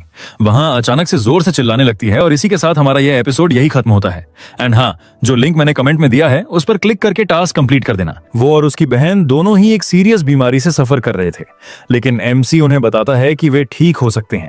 इस पर उसका दोस्त नंबर 33 काफी चौंक जाता है और पूछता है, क्या मैं और मेरी बहन सच में ठीक हो सकते हैं, पर कैसे? तो एमसी बताता है, मैं जब 15 साल का था तब से ही मेडिसिन के बारे में जान रहा था और मुझे पता है इसका इलाज क्या है। तुम्हें बस मैंड्रागोरा प्लांट्स के रूट्स का यूज करके प्यूरिफाई किया हुआ वाटर पीना होगा, इससे तुम्हारा मना होल ठीक हो सकेगा। मैंड्रागोरा प्लांट्स की छोटी छोटी रूट्स, जिन्हें लोग बेकार समझते हैं, बहुत इंपॉर्टेंट होती हैं। वो जमीन के अंदर से स्पिरिचुअल एनर्जी एब्जॉर्ब करती हैं और जरूरत पड़ने पर खुद को रिप्रोड्यूस भी कर सकती हैं। उनकी रूट्स लाइफ एनर्जी सोर्स से भरी होती हैं। एमसी कहता है, मैं तुम्हारे लिए ये ला सकता हूँ, लेकिन मुझे इसे बनाने के लिए एक एल्केमिस्ट की जरूरत होगी। इसलिए मुझे ह्यूमन वर्ल्ड में जाना होगा, क्योंकि तुम तो अपने स्पेल की वजह से जा नहीं सकते। बस तुम मेरे लिए इन दोनों बच्चों का ध्यान रखना जब तक मैं वापस नहीं आ जाता। इस पर नंबर 33 कहता है, तुम एक बार फिर मुझ पर एहसान कर रहे हो, मैं तुम्हारा एहसान कैसे चुकाऊं? ये सुनकर एमसी पूछता है, वैसे क्या तुम्हारे पास कुछ पैसे हैं, क्योंकि एल्केमिस्ट फ्री में तो काम नहीं करेगा। नंबर 33 कहता है, पैसे तो नहीं है मेरे पास। लेकिन कुछ देर बाद वो कोस्टल रीजन में पाए जाने वाले सभी कीमती सामान लाकर एक बैग में भर देता है और कहता है, शायद से ये इनफ होगा। एमसी कहता है, अरे ये तो काफी से भी काफी ज्यादा है, चलो अब मैं चलता हूं, तुम बस मेरा इंतजार करना। नेक्स्ट सीन में एमसी बोंगसू के साथ स्लम एरिया में एल्केमिस्ट को ढूंढने आया होता है। बोंगसू कहता है, क्या तुम एल्केमिस्ट को ढूंढ रहे हो? एमसी कहता है, हाँ, मुझे कुछ पोशंस बनवाने हैं। बोंगसू कहता है, अच्छी बात है, वैसे भी पिछले साल ही अल्केमिस्ट की दुकान इस स्लूम में खुली है, मैं तुम्हें वहां ले चलता हूं, वैसे अंकल जान पहचान के हैं। एमसी उसके हाथ में बंधे सैंडबैग को देखकर पूछता है, ये क्यों पहन रखे हैं? बोंगसू बताता है, मैं स्टैमिना बिल्ड करना चाहता हूं। तुम कितने स्ट्रांग हो जो डेमन वर्ल्ड में खाली हाथ बिना किसी इक्विपमेंट के चले जाते हो।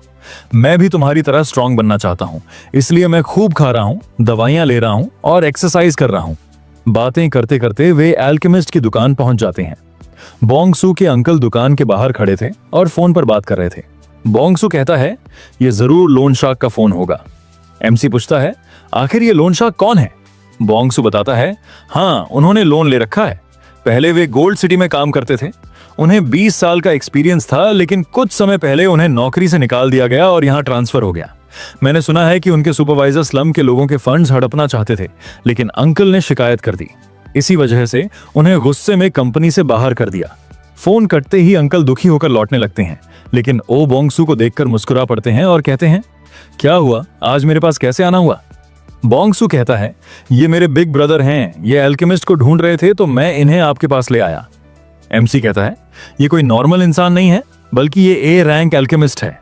अंकल कहते हैं, अच्छा, तो चलो अंदर चलकर बात करते हैं। अंदर असिस्टेंट अपने मन में ख्याली पुलाव बना रहा था, जिसे हमें जानने की कोई जरूरत नहीं है। अंदर जाने के बाद एमसी कहता है, मैनेजर, मैं सीधे पॉइंट पर आना चाहूंगा। आप एक ए रैंक एल्केमिस्ट हैं, क्या आप मैंड्रागोरा रूट्स का यूज करके माना होल प्यूरिफाइड वाटर बना सकते हैं? मुझे ये 2 बोतलों चाहिए। एल्केमिस्ट मन में कह रहा होता है, मैंड्रागोरा स्लम एरिया में कहां मिलेगा, और इसे मेरे रैंक के बारे में कैसे पता? एमसी कहता है, क्या आप इसे बना सकते हो? मेरे पास फीस नहीं है, लेकिन मैं आपको कोस्टल रीजन से लाए गए कुछ मटेरियल दे सकता हूं। वो मंड्रागोरा रूट्स दिखाता है, जिसे देखकर एल्केमिस्ट शॉक्ड हो जाता है और कहता है, ये तो सच में मंड्रागोरा रूट्स है, वो भी इतने डेंस मैजिकल एनर्जी के साथ। आखिरकार तुम्हें ये कहां से मिली? एमसी उसे और मटेरियल्स दिखाता है। वो सब और ज्यादा शॉक्ड हो जाते हैं। क्या तुम सच में कोस्टल रीजन के अंदर गए थे? ये सब तो गोल्ड सिटी हेडक्वार्टर्स में भी नहीं मिलती है। दूसरा बंदा एक जायंट क्लैम को उठाता है, लेकिन वो उसके चेहरे पर थूक देता है और वो देखता है इनमें से कुछ तो अभी हाल ही में डिस्कवर्ड हुई हैं, जो हाई ग्रेड पोर्शंस में यूज होती हैं। एमसी कहता है, क्या ये सब आपकी फीस के लिए काफी होंगी? अल्केमिस्ट कहता है, क्या मजाक कर रहे हो, इनसे तो तुम पूरी बिल्डिंग खरीद सकते हो। उसका असिस्टेंट मैनेजर से कहता है, हमें ऐसे रेयर चीजों को अच्छे से एनालाइज करना चाहिए। ऐसा कहकर वो वहां से चला जाता है। तभी एमसी की नजर एक बोतल पर जाती है, जिसमें 1.5 मंड्रागोरा की बॉडी रखी थी। एमसी पूछता है, ये मरी हुई क्यों है और इसे बोतल में क्यों रखा है? अल्केमिस्ट बताता है, इसको मरे 10 साल हो गए हैं और मुझे मंड्रागोरा पर रिसर्च करने का इंटरेस्ट है, इसीलिए मैंने इसे अभी तक रखा हुआ है। लेकिन एमसी बॉटल उठाता है और वो अपनी माना उसमें इंजेक्ट करता है और मंड्रागोरा रिएक्ट करने लगता है। अल्केमिस्ट चिल्लाता है, क्या ये जिंदा है? जब मैंने इसमें माना डाली थी तब तो ये रिएक्ट नहीं हुई थी। तभी गेट खुलता है और 3 लोग आते हैं। उनमें से एक डायरेक्टर भी होता है। डायरेक्टर कहता है, सुना है यहाँ कुछ कीमती चीजें आई हैं तो देखने चला आया। किम सोचता है, कहीं ऐसा तो नहीं कि असिस्टेंट पार्क ने डायरेक्टर को कांटेक्ट किया हो। डायरेक्टर अपने साथ आई लड़कियों के बारे में बताता है, जो कि मैं तुम्हें नहीं बताऊंगा, तुम खुद ही पढ़ लो। फिर वो एमसी की तरफ देखते हुए कहता है, अच्छा, तो तुम वही हो जो इतनी सारी चीजें लेकर आए हो? मैं हूं गोल्ड सिटी के एल्केमी ब्रांच का डायरेक्टर, चलो मेरे साथ, यहाँ तुम्हें सही कीमत नहीं मिलेगी। एमसी उससे अनॉयड होते हुए कहता है, मैं मैनेजर किम से मिल ही रहा था, पता नहीं ये नल्ला कहां से टपक गया। वो अपनी बड़ाई करते हुए कहता है, इस स्लम एरिया में तुम्हें कभी भी वो नहीं मिलेगा जिसके तुम हकदार हो। अगर तुम मेरे साथ एक एक्सक्लूसिव कॉन्ट्रैक्ट पर साइन करते हो तो मैं तुम्हें एडवांस बोनस दूंगा, साथ ही कुछ टैक्स बेनिफिट्स। तभी एमसी की नजर डायरेक्टर की नोज पर जाती है और वो पूछता है, क्या तुम्हारे नाक के पास जो चीज है वो वर्ट है? वो जवाब देता है, तुमने सही कहा, ये वॉट्स है। एमसी पूछता है, आखिरकार तुम्हारा बोगडोक से रिलेशन क्या है? वो हंसते हुए कहता है, वो मेरे ग्रैंडफादर थे और मैं हूं उनका ग्रैंडसन। एमसी को अपनी पास्ट मेमोरी याद आती है जहां एक मैड साइंटिस्ट उस पर अत्याचार कर रहा है और ये डायरेक्टर उसी साइंटिस्ट का पोता है। वो पागल साइंटिस्ट कह रहा होता है, मॉन्स्टर, इवन जो अब ह्यूमन भी नहीं है, अपनी माँ की तलाश कर रहा है। हाँ, लेकिन अब तुम एक काइमेरा हो और मुझे लगता है कि तुम्हारे पेरेंट्स डीमन रेल में होंगे। क्या मुझे एक गेट खोलकर तुम्हें सीधे डेमन रेल में धकेल देना चाहिए? क्या हुआ, शांत क्यों हो गए? चलो उठो और अपने पेरेंट्स से अपने लाइफ की भीख मांगो। तभी प्रेजेंट में एमसी गुस्से में अपनी ऑरा रिलीज करता है, जिससे डायरेक्टर घुटने पर आ जाता है और वो कहता है, तुम भी अपने ग्रैंडफादर की तरह लालची हो, अपनी पावर का मिसयूज करके लोगों को दबाते हो। बेहतर होगा कि तुम मेरे सवाल का जवाब दो। बताओ, क्या वो टीडीए लैब अभी भी एग्जिस्ट करती है? और ये बोलने के साथ ही ये वीडियो यही खत्म होता है। और मुझे पता है कि ये वीडियो छोटी है, पर जो स्क्रिप्ट लिखता है वो घर पर नहीं था, जिसकी वजह से चैप्टर 16 का वीडियो नहीं बन पाया। पर चिंता मत करो, जैसे ही इसके नेक्स्ट पार्ट का स्क्रिप्ट तैयार हो जाएगा मैं वीडियो बना दूंगा। लेकिन शायद नेक्स्ट वीडियो थोड़ी और लेट हो जाए, क्योंकि मेरे हाफ ईयरली के एग्जाम्स होने वाले हैं। तो बस आज के लिए इतना ही कहना चाहूंगा और अब मिलेंगे नेक्स्ट वीडियो में। तब तक के लिए बाय बाय।